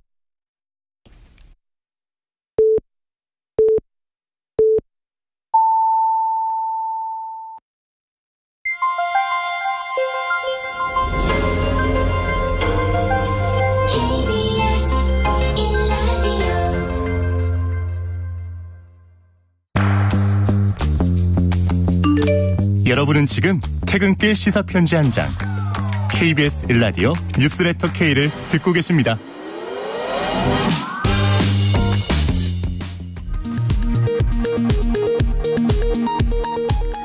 이 시각 라디오 정보센터 뉴스입니다. 북한이 오늘 오전 11시쯤 서해상으로 순항미사일 여러 발을 발사했습니다. 사흘 만에 순항미사일 도발인데 열흘새 네 번째 발사입니다.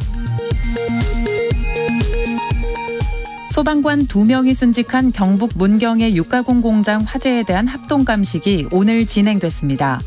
경찰은 공장 3층 튀김기에서 처음 불꽃이 튄 것을 확인했다고 밝혔습니다.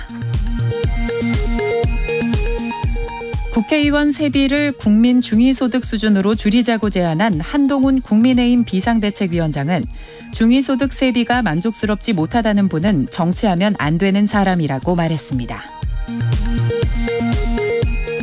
더불어민주당은 총선에 적용될 선거제도 관련 당론 결정 권한을 이재명 대표에게 위임하기로 했습니다. 이 대표는 힘자랑을 해서 국가의 안보를 위협하는 행위가 실제로 벌어지고 있다며 정부를 비판했습니다. 1월 소비자 물가 상승률이 2.8%를 기록하며 6개월 만에 2%대로 둔화했습니다. 하지만 사과나 배를 비롯한 과일의 가격은 지난해보다 크게 올라 가계 부담을 높이고 있습니다. 지금까지 라디오 정보센터 뉴스 편유희였습니다.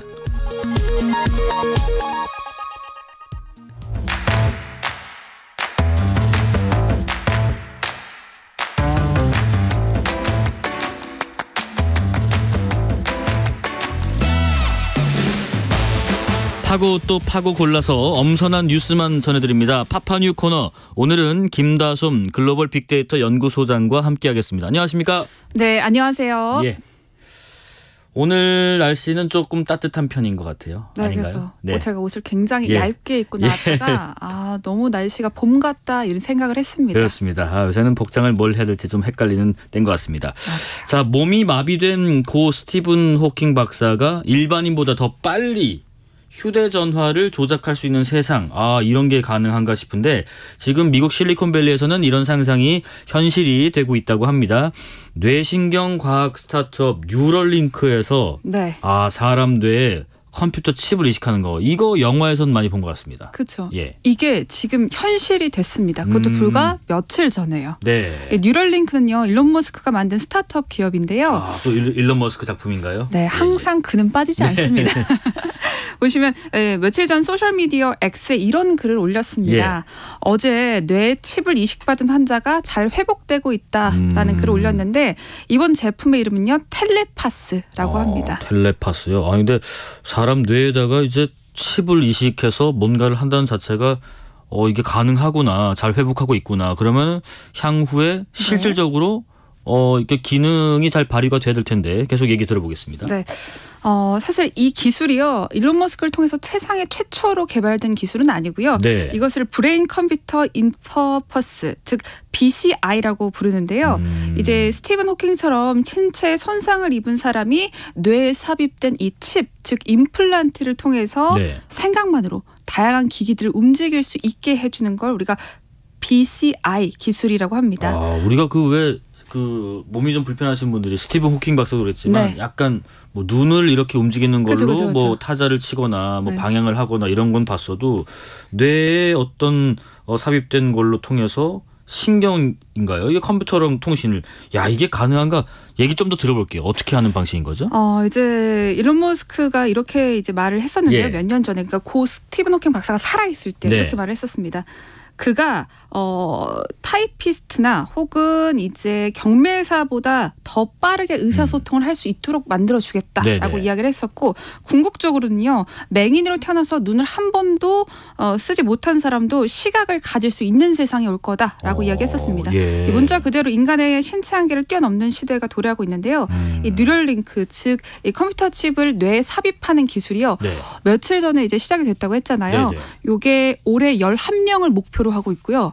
2025년과 2026년에는 27명, 그리고 2027년에는 499명, 그리고 2030년에는요. 숫자가 기하급수적으로 늘어나서 2만 2천 명 정도가 컴퓨터 칩을 이식하게 만들 거다라고 일론 머스크가 이제 호언장담을 했습니다. 아니 근데 이렇게 수치가 어떻게 예상이 가능한지 뭐 미리 선 계약자를 받은 건지도 궁금한데 근데 몇 년 뒤에는 2만 명 넘게 이 컴퓨터 칩을 이식한다. 네. 그러면 또 그쪽에 어떤 지각 변동이 좀 있겠습니다. 그렇죠. 그리고 요거 같은 경우는 보시면 이제 이 환자 같은 경우가 4개월의 중증 환자들 있죠. 사지마비 환자라든지 이런 임상실험 환자들을 4개월 전에 모집을 했고 불과 4개월 만에 실행 단계에 들어간 거죠. 그래서 굉장히 대범하게 이제 시술을 진행하고 있다라고 볼 수 있습니다. 네. 아까 잠깐 설명해 주신 그 칩을 이식해서 두뇌와 컴퓨터 간에 직접적인 통신을 하게 하는 기술, BCI 기술. 근데 이게 일론 머스크가 처음 한 게 아니라 수십 년 전에도 가능했다고 들었어요. 그러면은 뉴럴링크의 뇌 임플란트 삽입 기술이 기존에 있었던 거랑은 조금 뭐가 달라야 될 텐데 뭐가 다른 건지 궁금합니다. 사실 말씀드렸던 이제 뉴럴링크 같은 경우는 지금 한 3-4번째 정도 되는 후발주자라고 볼 수 있어요. 사실 2004년 무려 20년 전에요. 미국 뇌공학기업 사이버 키네텍스에서 침습형 기기인 브레인게이트를 이제 사지마비 환자의 뇌에 연결해서 생각만으로 이메일을 확인할 수 있도록 만들어줬습니다. 또 그리고 호주에서도요. 뇌과학 기업이 있는데요. 싱크론도 2년 전에 중증마비 환자의 뇌에 스탠트로드라는 이 칩을 이식해서 임상실험을 진행했었는데요. 근데 여기서 중요한 건 이거예요. 이 뇌 임플란트 기술의 핵심이 칩이 얼마나 안정적으로 오랫동안 뇌에 붙어서 기능을 하는가라는 건데 사람 몸에 뭔가가 들어오는 자체로 이게 얼마나 안정적일 수 있는가 하는 생각이 듭니다. 그게 사실 쉽지가 않아서 사실 보통 불과 몇 시간 정도 혹은 며칠 정도라고 합니다. 이제 오랫동안 뇌에 있어야 정보량을 다양하게 읽을 수가 있잖아요. 그래서 일부 BCI 기업들은 인간 임상실험에서 제한된 시간 속에서 이제 실험을 진행했고 그러면 뉴럴링크 뭐가 다르냐? 단순히 과거에는요 수백 개의 전극을 뇌에 꽂아서 환자의 생각을 읽는 단순 기술이었다면 지금은 얇은 전극실을 뇌 표면에 재봉틀처럼 박아서요 뇌 손상을 줄일 수 있는 기술을 도입한 건데 이 뉴럴링크라는 게 사실 동전밖에 안 해요. 사이즈가 500원짜리 동전보다 조금 더 작은 사이즈이기 때문에 이게 뇌 손상을 최소화할 수 있도록 만들어졌다라고 이제 추측하고 있고 다만 이제 얼마나 참을 수 있을지는 아직은 확인된 바가 없어요. 왜냐하면 며칠 전에 만들어졌기 때문에 때문에 그래도 사이즈나 여러 가지를 고려했을 때 동종업계보다는 분명히 혁신적인 기술일 거다라고 이제 업계에서 보고 있는 거죠. 예. 다음 내용 들어보겠습니다. 네. 나는 세계에서 가장 우울한 나라를 여행했다. 어떤 나라인가 싶었더니 미국 작가가 우리나라를 여행하고 유튜브를 만든 영상 제목이라고 하는데 네. 이분이 또 인플루언서인가 봐요. 근데 그렇습니다. 이 영상이 지금 화제가 되고 있습니까? 네. 해당 영상 조회수 제가 찾아봤더니 조회수가 79만인데요. 이게 며칠 전에 올라간 것 치고는 상당히 조회수가 높습니다. 네네. 사실 이 중에 상당수가 한국인이 아닐까라고 생각이 드는데 저도 사실 이거 보고 구독이랑 좋아요 버튼을 둘 다 눌렀거든요. 그래요? 이 4일 전에 이제 이거 봤을 때 구독자 수가 144만 명이었는데 네. 4일 만에 148만 명이 됐어요. 네네. 4만 명 정도는 한국인 구독자일 거다라고 이제 예상하고 있는데 생각보다 통찰력이 있습니다. 네. 우리나라를 이분이 방문해서요. 왜 한국이 자살률이 높고 왜 우울증이 많은 나라인지를 이제 분석하는 24분짜리 영상인데요. 네. 이 성공적인 사회에서 강력한 사회적 압박이 어떤 식으로 우울과 자살을 유발하는지 이야기합니다. 짧게 정리해드리면 네. 유교 문화와 극심한 자본주의 대립 이걸 설명하는 건데 이 설명하는 방식이요 굉장히 흥미로워요. 영상이 뭐 어떤 식으로 설명을 하던가요? 네, 첫 번째 에피소드가 스타크래프트의 성공 신화로 이제 시작을 하는데 한국의 성공 신화가 만들어진 배경 스타크래프트의 성공이 K-팝의 성공으로 이어졌다라고 하면서 양산형 시스템 그리고 기숙형 시스템을 통해서 한국이 이제 대중문화의 1티어라고 흔히들 말하죠. 네. 1위로 이제 자리를 잡았다라고 하는데 심지어 삼성도 기숙사와 교통수단, 병원까지 안에 있기 때문에 사람들이 말 그대로 직장이라는 공간을 떠날 필요가 없다. 그래서 잘하는 일을 더 잘하도록 강요받고 또 가능한 우수한 결과를 내기 위해서 노력하고 있다. 그런데 이 과정에서요 심리적 낙진이 초래됐다는 겁니다. 그래서 또 우리가 다 아는 것처럼 6.25 사회가 이제 유난히 심각한 생존 본능 또 강력한 경쟁심을 통해서 한국인의 심리에서 깊게 자리를 매김했다라고 하는 건데 굉장히 근데요 세게 말을 해요. 여기서 보시면 한국 사회는 유교 문화의 장점은 다 버리고 단점만 남은 사회다라고 이야기를 하는데 모두를 위해서 스스로 희생할 것은 강요하면서 유교 문화 특유의 어떤 가족사회, 지역사회 연고성은 많이 사라졌다라고 이야기를 하는데요. 결국에는 자본주의 최악의 측면인 물질주의와 높은 생활비 문제를 가진 반면에 이제 가장 좋은 부분인 자기 실현, 개인주의는 조금 무시당하고 있다라고 이제 강력한 비판을 합니다. 그런데 한국을 잘 아시는 분인가 싶기도 합니다. 이 스타크래프트로 시작해서 또 유교적인 것에 대한 어떤 인식을 외국인이 이렇게 하기가 쉽지 않을 텐데 그걸 또 접목해서 분석까지 내놓는 건데 뭐 영상 내용은 상당히 조금 좀 비판적이고 또 아픈 부분도 있지만은 또 봐야 될, 또 해석해야 될, 또 이해해야 될 부분도 있는 것 같습니다. 김다솜 소장님은 영상 보면서 어떤 걸 느끼셨나요? 저는 처음엔 좀 가혹하다라고 생각을 했는데 사실은 저는 뭐 영상이 주는 어떤 메시지는 사실 우리에게 굉장히 익숙하잖아요. 유교와 자본주의 결합. 한국 사람이라면 우리가 왜 우울한지를 우리만큼 잘 알고 있는 사람들은 없으니까요. 근데 제가 이제 인상적으로 봤던 거는요. 제가 마크 맨슨이라는 사람을 검색해봤어요. 이제 도대체 이 사람이 뭔데 이렇게 대차게 우리나라를 깔까 하면서 뭐 자기개발서 신경끄기 기술에 이제 아마존 베스트셀러 1위가 됐다. 또 누적 2천만 부 돌파했다. 또 윌 스미스랑 뭐 자서전도 썼다. 이런 거 보면서 내가 이 사람을 또 스펙으로 줄 세우게 하고 있구나. 이런 게 한국인의 어떤 종특이 또 여기서 또 한번 드러나는구나라는 생각도 들었고 이렇게 요약하면 영상 자체가 상당히 어두운 느낌일 것 같잖아요. 그렇죠. 그런데 편집이나 이제 화면 전환이 너무나 세련됐어요. 그래서 웬만한 방송국의 다큐멘터리 정말 뺨친다라고 말할 정도의 수준이기 때문에 이 진지한 이야기를 굉장히 가벼운 분위기에서 풀어내는 게 영상의 장점인 것 같다라는 생각이 들었고 이거 요 정도 퀄리티가 개인 유튜브에서 나오면 이제 이렇게 저희처럼 방송국에 종사하는 사람들 뭐 먹고 살지? 이 생각도 사실 조금 들었습니다. 영상미도 한번 보고 또 이 안에서 우리가 캐치할 만한 내용도 있는지 한번 좀 살펴볼 만한 대목인 것 같습니다. 다음 소식 볼게요. 한국 정부가 입법을 추진 중인 플랫폼 기업 규제와 관련해서 미국 재계가 공개적으로 반대하고 나섰다고 들었습니다. 여기에서 나오는 플랫폼 공정경쟁 촉진 법안 이게 뭔지부터 좀 설명을 좀 들어보겠습니다. 이 법안 이름이 조금 긴데요. 문자 그대로 플랫폼 규제를 통해서 공정경쟁을 추진하겠다 이건데 규제 대상 살펴보시면 시가총액 30조 원, 또 연평균 매출 3조 원, 월평균 이용자 수 1,000만 명 혹은 이용사업자 5만 개 모두 해당하는 경우인데요. 몇 개 없죠 우리나라에서. 그리고 우리나라에서 활동하는 외국 기업도 포함인데 결국에는 네이버, 카카오, 구글, 애플, 메타 등이 거론되고 있습니다. 네. 우선 지금 구글, 메타 등에 대해서 강력한 또 제재가 될 것 같기도 한데요. 네. 지금 미 상공회의소에서는 미국 기업을 겨냥한 무역 합의 위반이다 이렇게 대응을 또 하고 있다고 들었습니다. 근데 이 법안이 중국 기업은 또 해당 사항이 없기 때문에 미국과는 마찰을 하는 거고 중국한테는 어떻게 보면 좀 선물인 그런 법안이라는 얘기도 나오고 있네요. 그런가요? 네, 이게 사실 정확한 말씀이라고 볼 수가 있는 게요. 이제 구글, 애플, 메타 등 자국 기업은 당연히 이제 지배적 사업자로 이제 딱 선정이 되면 매출에 타격을 입는 건 너무너무 당연하고요. 결국에 미국 입장에서는 랭킹 알고리즘을 요구할 것이 아니냐. 또 그리고 각종 감사 진행으로 한국이 미국 기업의 이제 사업에 깊게 관여하게 되는 것 자체를 굉장히 우려하고 있는 상황인데 반대로요. 미국을 제외한 중국 기업이죠. 알리익스프레스 우리가 너무 잘 아는 거 테무 이런 것들은 지배적 사업자에서 제외될 가능성이 굉장히 높습니다. 왜 그런가 하냐면요. 이 국내에서 활동하는 중국 기업의 매출이 파악이 되질 않습니다. 공정위가 알 수가 없는 상황이거든요. 그런데 알리나 테무 살펴보시면 지난해 기준 국내 월간 이용자 합산이 1,000만 명을 넘고요. 또 그리고 중국 직접 구매 시장도 2조 원대로 알려져 있는데 결국에 우리가 대충 계산을 해봐도 최소 한국에서 벌어들이는 돈이 1년에 한 1조 원 이상 둘이 합쳐서 이것으로 보고 있는데 근데 문제는 실제 매출이 공개가 안 되어 있으니까요. 우리가 규제를 할 수 있는 방법이 없어요. 그러면 이렇게 한국 정부 규제로 미국 플랫폼이 주춤하는 사이에 중국 플랫폼이 이제 자리를 대신하게 될 것이다 라고 이제 알 수 있고 또 하나의 더 큰 문제는 이거예요.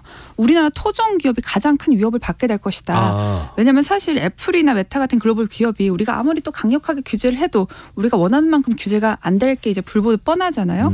그래서 결국에는 네이버나 카카오 죽이기에 토종 기업 죽이기 법안이 되지 않을까 뭐 이런 우려들이 지금 제기되고 있습니다. 네, 플랫폼 공정경제 촉진안 이번 달 중에 윤곽이 나올 것으로 보여진다고 하니까요. 좀 더 지켜보겠습니다. 여기까지 말씀 듣겠습니다. 지금까지 김다솜 글로벌 빅데이터 연구소장이었습니다. 고맙습니다. 네, 감사합니다. 네, 실시간 교통정보 알아보겠습니다. 교통정보센터 김민혜 리포터 나와주세요. 네, 이 시각 교통정보입니다. 금요일 퇴근 정체 이어지면서 고속도로 이동량 많습니다. 경부고속도로 서울 쪽으로 안성 분기점에서 안성 휴게소까지 주춤한데요. 이 안성 휴게소 부근 5차로에서는 고장난 화물차를 처리하고 있습니다. 이후 남사진에서 동탄 분기점 사이로 정체되고 있고요. 오산 부근 진출로 1차로에서도 고장난 화물차를 처리하고 있어서 차로 변경에 주의하셔야겠습니다. 기흥에서 반포까지는 20km 가다서다를 반복하고 있습니다. 부산 방향으로는 한남에서 회덕 분기점까지 19km 정체되고 있고요. 금호 분기점에서 북대구까지도 막힙니다. 서해안고속도로 서울 방향은 서평택에서 팔탄 분기점까지 15km 정체되고 있고요. 매송 휴게소에서 용담터널 또 일찍 분기점에서 금천 사이 각각 정체입니다. 목포 쪽으로는 당진 부근 1차로에서 장애물을 처리하고 있어서 주의하셔야겠습니다. 지금까지 KBS 교통정보센터였습니다.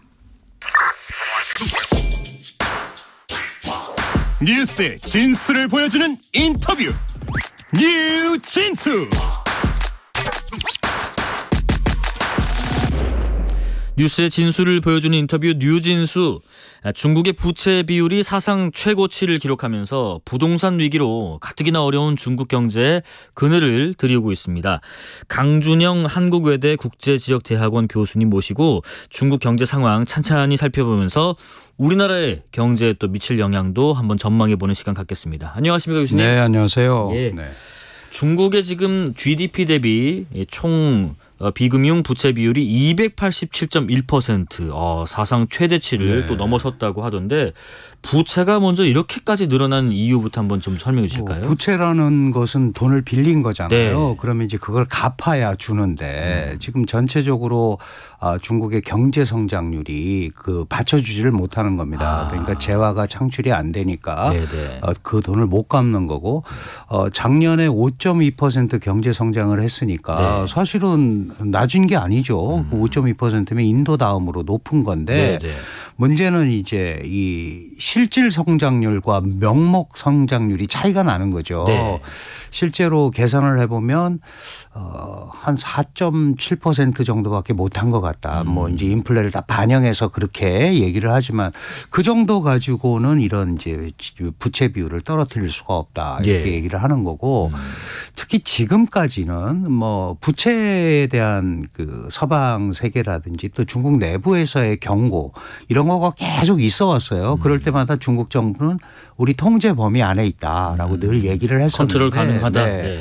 근데 이게 작년만 해도 우리 돈으로 약 1,050조 원의 부채가 순증가해 버렸단 말이죠. 그렇다면은 이게 지금 287%라고 나왔는데 여기에는 또 우리가 늘 얘기하는 그림자 금융은 포함이 안 돼 있어요. 그 지방정부 부채를 이렇게 표면적으로 안 나타나기 위해서 LGFV라는 특수법인을 만들었거든요. 그리고 이거는 정부 부채에 안 잡힙니다. 그러면 이것까지 집어넣으면 우리가 보통 이제 세계경제 포럼에서 245% 부채 비율이 넘으면 임계치가 오고 굉장히 위험해진다라고 얘기를 하거든요. 네. 그런데 이런 그림자 금융도 있는데 287%가 나왔으니까 이게 일반적인 조치로는 이게 해결하기가 어려운 거 아니냐라는 얘기를 하고 있어요. 그런데 예. 그럼에도 불구하고 중국은 3조 2천억 달러라는 막강한 외환 보유고를 가지고 있습니다. 이게 네. 거의 뭐 미국은 자기 돈이니까 안 찍어내잖아요. 달러를.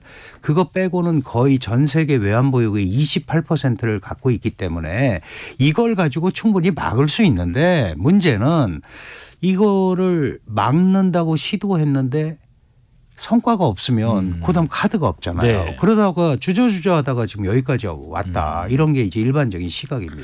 그런 얘기도 있더라고요. 중국 정부도 지금 지난해 보면은 빚내서 갚은 빚이 뭐 지금 우리나라 돈으로 한 800조가 넘는다. 맞습니다. 역대 최대를 기록한다는데 그러니까 작년에 발행된 지방정부 채권 가운데 절반 이상이 이미 진 빚을 갚기 위해서 또 빚을 내고 네. 이런 것까지 가중되다 보니까 이게 부채 비율이 사상 최대치를 기록한 것 같기도 합니다.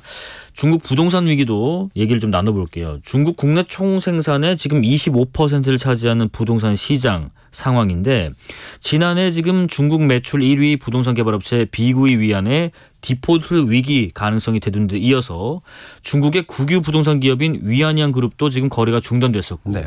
최근에는 홍콩 고등법원이 중국 부동산 개발업체 헝다에 청산 명령도 내렸는데 네. 이 지금 부동산 위기, 중국의 부동산 위기가 이제는 그러면 한계에 이뤘다 혹은 한계치를 넘어섰다 어떻게 봐야 될지요? 지금 저희가 이제 중국 부채 얘기를 하고 있잖아요. 그 중국 지방 부채, 특히 지방 정부의 부채라든지 이런 부분은 이 부동산과 밀접하게 관계가 돼 있습니다. 왜냐하면 지금 말씀하신 몇몇 업체가 자기 돈으로 짓지는 않았잖아요. 그렇겠죠. 그럼 이제 지방정부에 내가 저기를 개발하겠다라고 얘기를 하면 지방정부가 이제 보증을 서서 국책은행이나 이런 데서 이제 돈을 빌린 거예요. 네. 그게 막히니까 아까 말씀드린 지방특수법인 LGFV를 통해서 또 조달을 한 거거든요. 그럼 이제 결론은 뭐냐 하면 그 지은 집들이 팔려야 되는데 네. 지금 빈집이 1억 3천만 채라고 하지 않습니까? 네. 그러면 한 가구에 3명씩만 산다고 계산을 해도 4억 명의 지금 집이 비어 있는 겁니다. 그러면 이게 안 돌아가면 결국은 이 부동산 위기는 해소되기가 어려운 거잖아요. 그러니까 많은 사람들이 그럼 중앙정부가 돈을 내서 부동산을 매입을 하든지 그래서 뭐 그러니까 강력한 부양책을 하라는 거죠. 근데 중국 정부는 그렇게 하면 이게 또 악순환이 또 일어나잖아요. 네네. 그러니까 기본적으로 이 헝다 사태 이후 헝다 사태도 벌써 2년 반이 지난 겁니다. 그런데 우리가 이거는 어떻게 처리할 거다 그러는데 계속 미루면서 오고 있거든요. 예. 그런 사이에 이제 비구이 위안이라든지 위안양이라든지 이런 대형 업체들이 계속 지금 그 고리에 걸려들고 있는 거예요. 그렇다면 지금은 이제 뭔가를 해야 되는데 말씀드린 대로 그냥 놔두자니 파급 효과가 너무 크고 이거를 정부가 나서서 움직이자니 이 뭐 재원이나 이런 게 많이 들어갈 텐데 그 결과가 자신들의 생각만큼 미치지 못하면 그다음에 쓸 카드가 없거든요. 네네. 그러니까 지금까지의 상황을 보면 일단 자구책을 마련해서 이걸 좀 해결해 보자라는 쪽으로 좀 지켜보다가 어느 정도 정리가 되면 그러면은 정부가 나서려는 모양을 아마 취한 것 같아요. 그런데 지금 많은 시장 관찰자들 그리고 중국 내부에서의 얘기도 이제는 이 부분에 대해서 뭔가를 조치를 취해야 된다라는 얘기가 나오고 있고 그래서 3월에 열리는 전국인민대표대회에서 뭔가 가시적인 조치가 나오지 않으면 이게 굉장히 어렵다. 뭐 잘 아시다시피 중국의 자금은 일부분은 부동산 일부분은 증시로 가잖아요. 이게 막히면 이 두 개가 다 휘청거리게 돼 있습니다.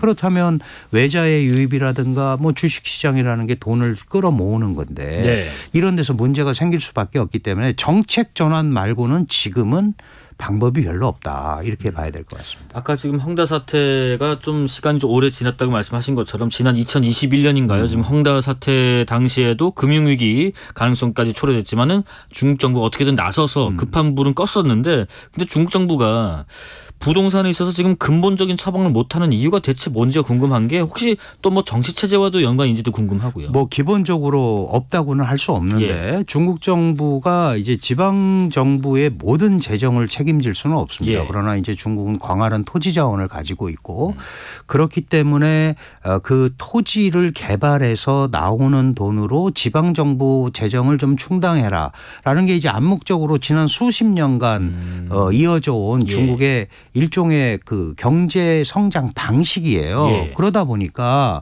지방 정부의 한 40% 정도의 예산이 부동산 개발, 다시 말하면 토지 사용권 매매를 통해서 이루어졌단 말이죠. 네네. 그러다 보니까 이 토지 사용권 매매를 통해서 개발을 했는데 그 개발한 부동산이 소위 소비가 안 되니까 그게 고스란히 지방정부 부채로 가고 그러면 지방정부는 그 돈을 어디서 조달했냐 하면 금융기관에서 조달한 거죠. 그러니까 이거를 못 갚으면 금융위기가 오게 돼 있습니다. 그런데 이제 많은 분들이 이게 제2의 리먼 브라더스처럼 2008년 서프라임 모기지 사태처럼 되는 거 아니냐. 네.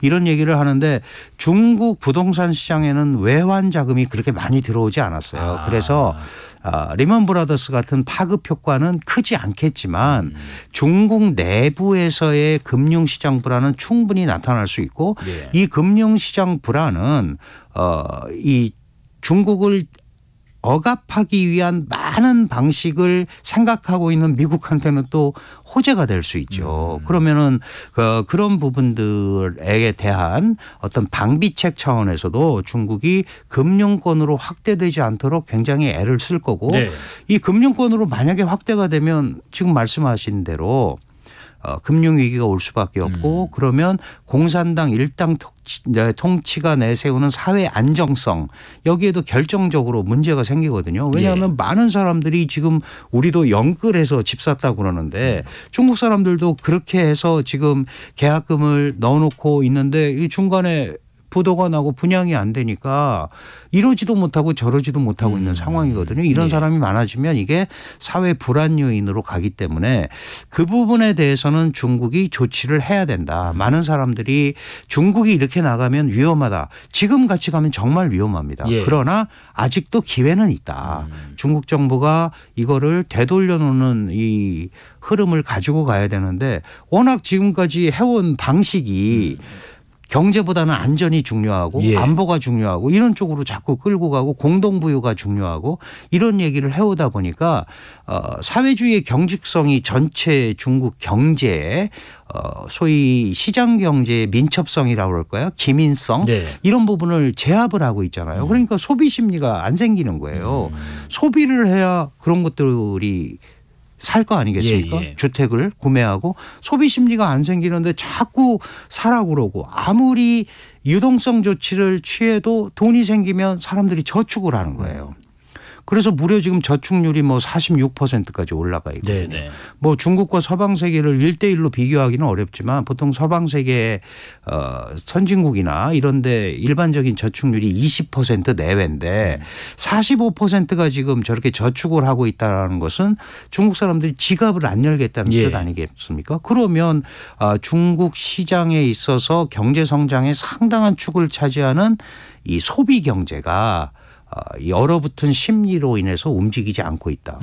이제 이런 것들이 중국이 어떻게 이 소비 심리를 만회해서 극복해내느냐가 굉장히 중요한 거고, 이런 소비 심리가 해외 투자자들한테 보여줘야 저기가 가면 지갑을 열고 쓰는구나. 그래야 또 재투자가 이루어질 텐데 지금은 그게 앞뒤가 꽉꽉 막힌 상태다. 이렇게 보면 될 것 같습니다. 근데 이게 뭐 어떻게든 중국 정부에서 또 부동산 위기가 금융권까지 가지 않도록 조치를 하는 게 맞다라고 하시지만은 근데 또 움직임은 그렇지 않은 것 같기도 해요. 올 초에 부채가 640억 달러에 달하는 중국 자산운용사 중즈그룹이 파산 신청을 하는 바람에 이 오랜 기간 이 그룹은 중국의 어떤 부동산 회사의 자금줄 역할도 해오다 보니까 이게 부동산 위기가 금융권 위기까지 확대되는, 우리가 지금 우려하는 그런 부분으로 가는 게 아닌가 싶기도 합니다. 네, 이 중즈 같은 데가 이제 주로 지방 정부의 그 자금을 대출해주는 아주 대표적인 기업의 그 그룹입니다. 자산운용사인데 이런 것들이 이제 전 중국으로 퍼져나가면 그건 당연히 커다란 위기가 오겠죠. 그런데 이제 나름대로 지금 이제 중국 정부가 굉장히 이런 부분이 확산되지 않도록 조심은 하고 있는 것 같아요. 그런데 자금의 흐름이라는 거는 이게 사실은 시장의 어떤 전반적인 흐름 속에서 이루어지는 거니까 정부가 막을 수는 없는데 다만 이제 중국이란 나라, 우리는 보통 그런 얘기 하잖아요. 아무리 정책이 있어도 시장 경제에서는 정책이 시장을 못 이긴다. 그런데 중국 같은 경우는 이런 정책을 가지고 일정 기간 유지를 할 수가 있습니다. 딱 잡아두잖아요. 지금 이제 그거를 해보고 있는 거예요. 그런데 이렇게 자산운용사가 문제가 생기면 이 자산운용사는 자기 돈이 아니잖아요. 이게 다 딴 데서 끌어온 거란 말이죠. 그러면 자연스럽게 전이가 되는데 지금 부동산 기업 같은 경우는 중국 정부가 무슨 생각을 하고 있냐면 일단 그 기업이 가지고 있는 모든 자산을 동원해서 기본적인 정리를 해라라는 게 지금 중국 정부의 요구입니다. 예를 들면 뭐 총수의 사제에도 모두 다 동원해서 이거를 해결을 해야 된다. 이런 얘기까지 하면서 이제 시장 반응을 지켜보고 있는 상태인데 그걸 작년 1년간 했잖아요. 헝다가 벌써 2021년이니까 2년 반이 됐단 말이죠. 이미 오랫동안 했는데도 지금 커다란 효과가 안 나타나고 있기 때문에 지금과 같은 형태로 시장을 기다리다가는 자칫하면 다시 반등할 기회가 사라지는 거 아니냐라는 이런 것 때문에 우리가 중국 경제 위기론을 더 강조하는 게 아닌가 이렇게 판단이 됩니다. 어쨌든 지금 부동산 위기 확산 속에서 중국 당국에서는 계속해서 어떤 식으로든 새로운 부양책을 좀 내놓고는 있지만은 부동산 경기는 말씀하신 것처럼 여전히 바닥세를 유지하고 있고요. 그러면 중국 정부가 내놓을 수 있는 해법, 이게 가시적으로 뭐가 바뀔 수 있는 해법이 뭐가 있을까요? 경제 성장을 추동할 수 있는 방법을 마련을 해야죠. 그래서 그 작년 12월에 열린 경제공작회의에서 처음으로 중국 경제는 소비가 제일 중요하다. 내수를 진작해야 된다 하다가 그 뭐 몇 가지 이제 대책을 내놨어요. 그런데 이 소비 진작이 처음으로 2위로 떨어졌습니다. 1위가 뭐냐 하면 산업 정책입니다. 제조업 부흥. 왜냐하면 제조업을 해서 재화를 창출해내고 그래야 실업률도 떨어뜨릴 수 있고 많은 사람이 취직을 해서 소위 월급을 받게 되고 그러면 가처분 소득이 생겨서 소비가 돌아가는 거잖아요. 그런데 이런 거 없이 계속 소비만 하라고 그러니까 사실은 소비자 구매 지수가 계속해서 안 좋잖아요. 근데 소비자 구매 지수의 선행 지수가 구매자 지수거든요. 구매자가 많이 사서 이걸 해야 소비가 이제 경제가 이렇게 발전하고 방향성이 잡히는구나 해서 쓰는 겁니다. 그런데 중국은 아시다시피 코로나 팬데믹 3년 그리고 다른 나라가 하지 않았던 봉쇄 정책을 실시했어요. 그러니까 그 상처, 중국에서는 상흔이라는 표현을 쓰는데 이 상처가 너무 큽니다. 그리고 국제 경제도 코로나 팬데믹 기간 동안에 많이 이 소위 규모가 축소가 됐죠. 그러면 물론 중국이 뭐 모든 거를 수출에 의존하지는 않지만 그 수출 경기가 활성화돼야 제조업이 돌아가고 그래야 소비가 되고 그 받는 월급으로 그리고 그거를 바라보는 투자자들이 해외 투자자들이 투자를 하는 거거든요. 내수가 저렇게 돌아가니까 그렇죠. 우리가 한번 좀 돼볼만 하겠구나. 이게 선순환 사이클인데 이 부분이 지금 꽉 막혀 있는 거거든요. 지금 중국은 제조업을 그래서 좀 더 확장해야 되는 거 아니냐 쪽에 더 초점을 맞추고 있는데 이건 구호로만 되는 건 아닙니다. 그럼 이제 전 세계적으로 중국산이 나름대로 기여한 게 있잖아요. 싼 가격에 공급을 해줬고 그런데 이제 이게 미중 갈등이라든가 특히 중국이 산업을 한 단계 업그레이드 하려면 이제 AI라는 거를 가지고 해야 되는데 여기에 결정적인 반도체라든가 특히 하이엔드 반도체 뭐 이제 미국은 14나노 이하는 더 이상 못 가게 만들어 놨잖아요. 이런 부분을 제압을 하다 보니까 억제를 하다 보니까 지금 중국이 이러지도 못하고 저러지도 못하는 진퇴양난에 빠져 있고 중국 정부는 계속해서 안보가 중요하다는 말만 앵무새처럼 되뇌이고 있으니까 이게 서방 세계라든가 해외 투자자들한테 신뢰를 못 주고 있다. 그래서 제가 말씀드리는 거는 이것 때문에 중국이 하루아침에 붕괴되고 그러지는 않지만 지금 같이 간다면 침몰할 수밖에 없다. 그렇다면 정책을 바꾸지 않으면 안 된다. 시장 신뢰를 회복하고 국제 자본을 끌어들일 수 있는 조치들을 중국이 가시적으로 하는 수밖에 없다. 이 말씀을 드리는 겁니다. 지금 말씀을 쭉 들어보면은 중국의 어떤 부채 얘기를 해봤고요. 그다음 부동산 얘기를 해봤고요. 또 금융권의 위기를 얘기해봤고요. 그다음에 기본적인 제조업의 어떤 불황. 거기에 따라서 어떤 소비가 내수가 돌아가지 않는 것들. 그러면 제조업 시장이 아직까지 이렇게 막 구축이 되지 않는 상황이라면 실업률은 어떨까 싶습니다. 특히나 중국의 어떤 청년 실업률 생각보다 지표가 되게 높다 이런 맞습니다. 관측이 있는데 실제로 중국 내 실업률에서 체감하는 부분이 어느 정도 되세요? 발표보다 더 높을 겁니다. 높아요? 아마 그 7월에 21.3% 하고 나서 작년 7월에 발표 안 했거든요. 그러더니 지표를 바꿔가지고 마지막 올해 이제 새로 발표를 했는데 14%로 갑자기 떨어졌어요. 그런데 이게 상식적으로 안 되는 게 작년보다 경제가 나아진 게 하나도 없는데 실업률이 14%로 개선됐다. 이거는 또 시장을 설득할 수 없는 거잖아요. 그러게요. 게다가 그 당시에 21.3%가 나왔을 때도 북경대학의 모 교수가 시뮬레이션을 했더니 대졸자들은 거의 40%, 45% 정도가 실업이다. 절반 가까이요? 이런 표현을 했거든요. 그러면 1년에 중국에서 대졸자들이 1,158만 명이 나옵니다. 1,158만 명이 나오는 그럼 1,200만 개 일자리를 만들어야 되잖아요. 그렇죠. 산술적으로. 산술적으로. 그리고 GDP 1%당 대개 250만 개 일자리가 나온다고 중국에서 얘기하거든요. 그러면 5%가 꾸준히 성장이 돼야 되는데 성장은 됐다 그랬는데 지표가 안 좋은 거예요. 예를 들면 중국을 경제를 구성하고 있는 내수, 투자 그리고 수출. 이 지표들이 그런 거를 뒷받침하기가 좋지 않기 때문에 이렇게 가면은 지속 가능한 성장이 어렵지 않느냐라고 얘기를 하는 거고 중국 지표를 못 믿겠다고 얘기하는 거거든요. 그러면 결국은 내수 경기 활성화와 더불어서 소위 중국이 세계의 공장으로서 해왔던 소위 제조업 기능 이런 그 생산 기능이 살아나야 된다. 그렇다면 중국이 글로벌 스탠다드를 받아들이고 그런 규범을 받아들이고 같이 가겠다라는 메시지를 계속 줘야 되는데 아직까지는 그 부분을 중국 정부도 좀 주저하고 있다. 그 부분이 아마 그 중국의 병목처럼 지금 중국 경제를 제한하고 있는 게 아닌가 이런 생각이 듭니다. 다음 달에 그 중국 최대 정치 행사인 양회에서는 혹시 뭐 대규모 경기 부양책이 나올 거라고 보시나요? 그 기대는 기대를 하고 있죠. 시장에서는. 왜냐하면 작년에 1년간 리오프닝을 한다고 그랬는데 기대에 미치지 못했고 그동안에 했던 것은 뭐 유동성 공급을 좀 강화한다거나 지급 준비율을 떨어뜨려서 이제 주로 이런 거였거든요.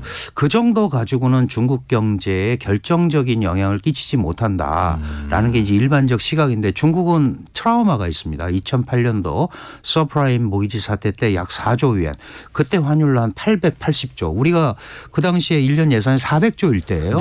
그렇게 쏟아붓는데 그 돈이 부동산과 증권 시장으로 가서 오늘날의 거품을 만들어냈다. 쓸 수 있는데 그렇게 또 자칫 잘못했다가는 또 다른 거품을 만들어낼 수 있다라는 트라우마가 있어서 좀 주저하고 있는데 문제는 그렇게 해도 문제가 생기고 가만히 있어도 문제가 생깁니다. 그렇다면 지금 아마 중국 정부도 엄청난 고민을 하고 있을 거예요. 그나마 중국이 나름대로 우리가 이걸 뚫고 나갈 수 있다라고 얘기하는 게 어쨌든 뭐 지표가 좋든 안 좋든 5%대 성장을 하고 있고 3조 2천억 달러에 달하는 외환부 요구를 가지고 있기 때문에 우리가 잘 갈 수 있다라는 메시지를 계속 발출을 하고 있는 거거든요. 그러나 더 중요한 건 거기에 맞는 성과가 나와야 됩니다. 이 성과를 만들어내기 위해서 올해는 중국 정부가 굉장히 노력을 할 거고 그중에 일부 그런 조치들은 과거보다는 좀 강력한 형태의 부양책 그게 서방 세계가 생각하는 것만큼은 또는 시장 관찰자들이 생각하는 것만큼까지는 못 가더라도 지금 1년, 1, 2년 해왔던 조치들보다는 조금 더 강한 조치들이 나올 가능성은 충분히 있다 이렇게 봐야 될 것 같습니다. 자, 그럼 이런 상황에서 이제는 우리와 한번 연관을 지어볼까 합니다. 바이든 대통령이 첨단 기술 분야에 대한 자국 기업들의 대중 투자까지 제한할 예정이라고 알려졌는데 우리로서는 삼성 또 SK 같은 반도체 공장이 중국 내에 있어서 미국과 일본보다 더 큰 여파를 받지 않을까 이런 우려도 있습니다. 그렇습니다. 이제 우리 삼성과 SK가 중국에 공장이 있고 약 40% 정도를 거기서 생산합니다. 그렇죠. 물론 이제 하이엔드는 아니에요. 그거는 이제 미국이 또 허락을 하지 않으니까. 왜냐하면 그럼 미국이 허락 안 한다고 못 만드나 이렇게 생각하시는 분들 많겠지만 기본적으로 원천 기술이 미국에 있고요. 그다음에 소재 부품 장비는 또 일본 걸 받아야 됩니다. 뭐 그 중에 하나도 없으면 안 되잖아요. 그 네덜란드의 그 노광 장비 기업도 다 마찬가지입니다. 결국은 물론 이제 우리가 생산 안 하면 다 못 쓰죠. 우리와 대만이 생산 안 하면 다 못 쓰기 때문에 이거는 이제 국제제가 된 건 맞아요. 국제공공재가. 그러나 미국의 대중 압박은 트럼프 대통령이 됐든 전 대통령이 됐든 바이든 현 대통령이 됐든 공화당 민주당이 공히 중국을 압박할 거기 때문에 그 가운데 우리는 굉장한 영향을 받을 수밖에 없죠. 이번에 그 대만도 새로운 이제 총통이 나왔지 않습니까? 그러면서 뭐 공급망 협력을 한국과 하겠다기 주로 이제 한국과 대만도 살기 위해서 뭔가 새로운 자구책을 마련해야 되는 거 아니냐. 뭐 이제 이런 차원에서 얘기를 한 건데 영향을 안 받을 수는 없지만 작년에도 180억 불 적자를 최초로 기록을 했어요. 대중적자. 그런데 올 1월에는 조금 살아났는데 사실은 그게 그동안 그 소위 우리가 얘기하는 집콕, 방콕 경제 때문에 이 반도체 생산량을 굉장히 늘렸었거든요. 그 조정 과정이고 이제는 조금 이제 정상 사이클로 돌아오면 반도체 경기도 저는 조금 회복이 될 거라고 판단이 됩니다. 다만 트럼프 대통령이 대만 보고 대만은 미국의 모든 기술을 다 뺏어갔다. 뭐 이제 이렇게 얘기한 것처럼 한국에도 똑같은 얘기 할 거거든요. 그래서 우리가 살 수 있는 방법은 완전히 경쟁력을 가지고 있는 기술력을 갖고 있을 수밖에 없어요. 왜냐하면 미국도 우리 반도체를 써야 됩니다. 전 세계 반도체 40%를 중국이 소비하고 27%를 미국이 소비하는데 마이크론을 제외하고는 만들지를 못해요. 그리고 마이크론이 만드는 반도체하고는 우리 반도체가 이 격차가 굉장히 커서 한국에 훨씬 좋단 말이죠. 그러니까 이런 기술적 위를 계속 가지고 가는 수밖에 없다. 다만 미국의 대중 압박이 특히 AI나 반도체 분야를 통해서 계속 될 거라는 건 우리 정부도 잘 알고 있고 이런 부분에 대해서 미국에게도 우리가 할 말은 하면서 계속 대한민국의 먹거리잖아요. 그 세계적 기술을 가지고 있는 몇 개 안 되는 그 분야이기 때문에 기술 경쟁력을 계속 가지면서 가는 수밖에 없다. 그렇게 갈 때 우리가 중국에 대해서도 레버리지가 생기는 거예요. 우리가 이렇게 미국이랑 하면서 이걸 안정적으로 공급을 하는 거다. 물론 이제 바이든 행정부가 지금 추구하는 것은 기존에 돼 있는 것까지는 모르지만 그 이상의 이 소위 고사양 반도체를 할 때는 미국의 통제를 받으라는 거거든요. 그러니까 우리가 더 고급 하이사양, 그 높은 사양의 반도체를 중국에서 생산하기는 쉽지는 않습니다. 그러나 적어도 저 시장을 유지하는 차원에서는 미중과 계속해서 소통을 하는 것이 지금 상황에서는 가장 근본적인 방법이다. 이렇게 말씀을 드릴 수 있습니다. 예, 여기까지 말씀 듣겠습니다. 지금까지 강준영 한국외대 국제지역대학원 교수였습니다. 고맙습니다. 감사합니다. KBS 1라디오 뉴스레터 K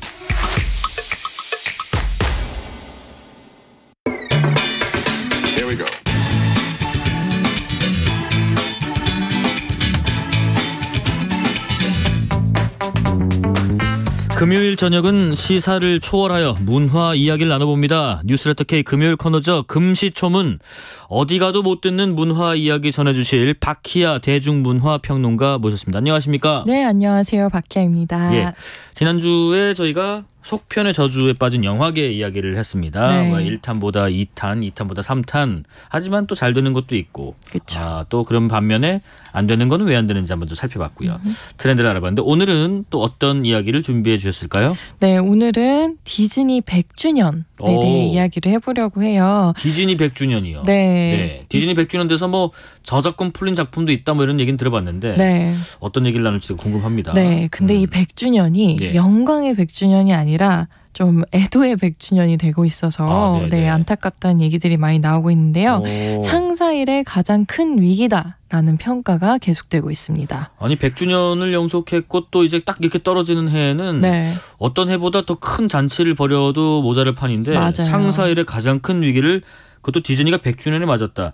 디즈니 하면은 뭐 어릴 적 기억을 더듬어 보면 일요일 아침에 그것만 나오길 기다렸죠. 우리 특히나 KBS에서도 많이 방영을 했고요. 추억의 만화 영화들 많이 나왔고. 근데 이제는 뭐 단순히 디즈니가 만화를 다루는 데가 아니라 어떤 마블도 인수하고 이제는 또 OTT 서비스도 진출하고 뭐 사업적인 측면에서 정말 꾸준히 확장을 하는 것 같은데 그렇죠. 돈 많이 벌 것 같은데 위기라니요? 그렇죠. 늘 사실 디즈니는 굉장히 도전적인 일들을 했던 기업이고 또 비즈니스 모델로도 굉장히 훌륭한 제시를 많이 했던. 뭐 캐릭터 사업본부도 있고요. 엄청 많잖아요. 네, 여러 가지로 그리고 굉장한 슈퍼 IP들을 많이 보유하는 회사잖아요. 근데 2023년에 디즈니는 박스오피스 10억 달러를 돌파하는 영화를 개봉하지 못했습니다. 아, 그래요? 네, 이게 굉장히 사실 놀라운 건데 지난해에 개봉한 영화 중에서는 가디언즈 오브 갤럭시 볼륨 3가 8억 4,560만 달러로 최고 기록을 달성했는데요. 네, 이제 10억 달러를 넘기기에는 역부족이었죠. 뭔가 이렇게 좀 업계에서는 디즈니가 뭔가를 냈다 하면은 10억 달러를 돌파하는 게 그래도 약간 좀 기본 임계점 넘는다 이렇게 좀 보나 보네요. 네, 최소 단위 같은 느낌인데요. 이거는 2014년 이후에 처음이라서 사람들이 많이 놀랐습니다. 예, 가디언즈 오브 갤럭시 볼륨 3가 8억 달러 정도, 한화로 한 1조 900억 정도. 네, 그리고 또 굉장히 화제작이었던 더 마블스 기억하시나요? 네, 이거는 마블 스튜디오의 역대 개봉작 중에 가장 낮은 수익을 또 올렸어요. 사실 저 예고편만 보고 보진 않았어요. 이게 좀 왠지 좀 손이 안 가더라고요. 네, 많은 분들이 그런 이야기를 하시더라고요. 실제로도 개봉하고 나서 평이 별로 좋지 않았었기 때문에 이 부분에 대해서 아마 디즈니도 또 마블도 굉장히 뼈아픈 실패의 경험으로 남아있을 거예요. 아니 근데 그래도 디즈니 100주년을 맞아서 이때를 염두에 두고 뭔가 좀 괜찮은 걸출한 작품 하나를 준비했을 텐데 지금 극장가에는 100주년 기념작 위시가 걸려 있는데 맞습니다. 이것도 별 흥행이 잘 안 되나요? 네, 사실 개봉 첫 주 주말에 현지에서는 나폴레옹과 헝거게임에 밀려서 아쉬운 성적을 기록했는데요. 그래도 2024년 새해 들어서 첫 100만을 또 우리나라에서는 돌파했습니다. 근데 디즈니 애니메이션이 100만 관객을 넘은 넘은 게 2019년 11월에 개봉했던 겨울왕국 2 이후에 처음 있는 일이었죠. 아, 그렇군요. 네. 근데 이제 지표상으로는 흥행을 한 것처럼 보이긴 하는데 평이 좀 갈리고 있어요. 그리고 화제성 면에서 굉장히 아쉬운 면을 내고 있어서 사람들도 이 영화가 개봉했나? 디즈니 100주년이 맞아? 라는 얘기들을 많이 하고 있거든요. 일단 디즈니 영화가 나왔다는 것 자체로 기대를 하고 보긴 보는데 네. 뭐야? 좀 그런데 하는 평은 맞아요. 또 별로고. 네. 아무래도 그 디즈니의 레거시는 살렸지만 또 전형적인 디즈니 영화의 내용이라는 평가가 많습니다. 좀 진부했나요? 네. 회사 창립 100주년이면은 뭔가 우리는 새로운 것들을 기대를 하잖아요. 네. 근데 그냥 디즈니가 그동안 해왔던 이야기, 공주가 등장하는 이야기 같은 느낌으로 네, 그래서 과거의 영광을 재현하는 데에 그쳤다라는 이제 향수에 기대고 있다라는 평에 가깝습니다. 아니 물론 저도 좀 못 봐서 그렇기도 한데 네. 어떤 내용이길래 좀 평가가 되게 박한가요? 아마 듣기만 해도 디즈니 이러실 텐데 예. 주인공 소녀 아샤라는 인물이 있어요. 네, 일단 소녀 나옵니다. 그렇죠. 네. 이 아샤가 매그니피코 왕의 속셈을 눈치채고 네. 여기서 또 빌런이 나오죠. 네네. 네. 그리고 친구들과 함께 이 왕과 싸워서 백성들을 해방시킨다는 게 이 영화의 줄거리입니다. 그렇게 쉽게 친구랑 해방시킬 수 있으면 진작에 해방이 됐을 텐데 좀 스토리가 전개가 좀 단순했네요. 네, 맞아요. 그리고 늘 디즈니는 사실 이런 전개를 고수해왔고 권선징악. 네, 예. 그리고 백성들을 해방시킨다. 이것도 사실 그 전에 이제 왕정국가를 거의 상정을 하고 이런 설정들을 많이 넣었었거든요. 네. 근데도 이 영화에는 별이라는 비인간 캐릭터가 등장하는데 정말 별이에요, 말 그대로. 근데 이 캐릭터가 굉장히 특이한 좀 전사를 가지고 있는데 디즈니의 한국인 애니메이터가 돌이 갓 지난 자신의 둘째 딸이 웃는 모습을 촬영을 했대요. 그리고 그 모습을 관찰하면서 별의 움직임을 만들었다고 합니다. 조금 난해할 수도 있겠습니다. 아니면 약간 좀 이질적으로 보일 것 같기도 하고. 네. 그래도 어쨌든 겨울왕국의 시리즈를 감독했던 또 감독이 위시의 공동 감독을 맡았었고요. 네네. 각본도 겨울왕국 공동 감독이 썼었고, 그러니까 굉장히 많은 지지를 또 받았던 작품인데, 근데 100주년이라는 그 숫자에만 너무 함몰돼서 작품의 퀄리티 자체는 이제 좀 아쉽지 않았나라는 얘기들을 하는 거죠. 사실 이렇게 좀 디즈니가 어떤 가진 전형적인 거, 디즈니 하면 이런 영화지 하는 것들에 대한 개연성을 너무 따라가서 어른들이 봤을 때는 좀 심심하고 좀 진부했을 수도 있는데 이게 지금 위시라는 영화만의 문제가 아니라 디즈니 영화 전반적으로 비슷한 양상을 보이고 있나요? 어떤 측면에서 그런 건가요? 이게 사실 디즈니라는 기업이 굉장히 대담하게 위험을 계속 감수해왔던 기업이에요. 그래요? 네, 그래서 월트 디즈니라는 인물 자체가 회사를 경영한 43년 동안에 늘 도전을 계속해왔다 이런 평을 듣는 인물이었거든요.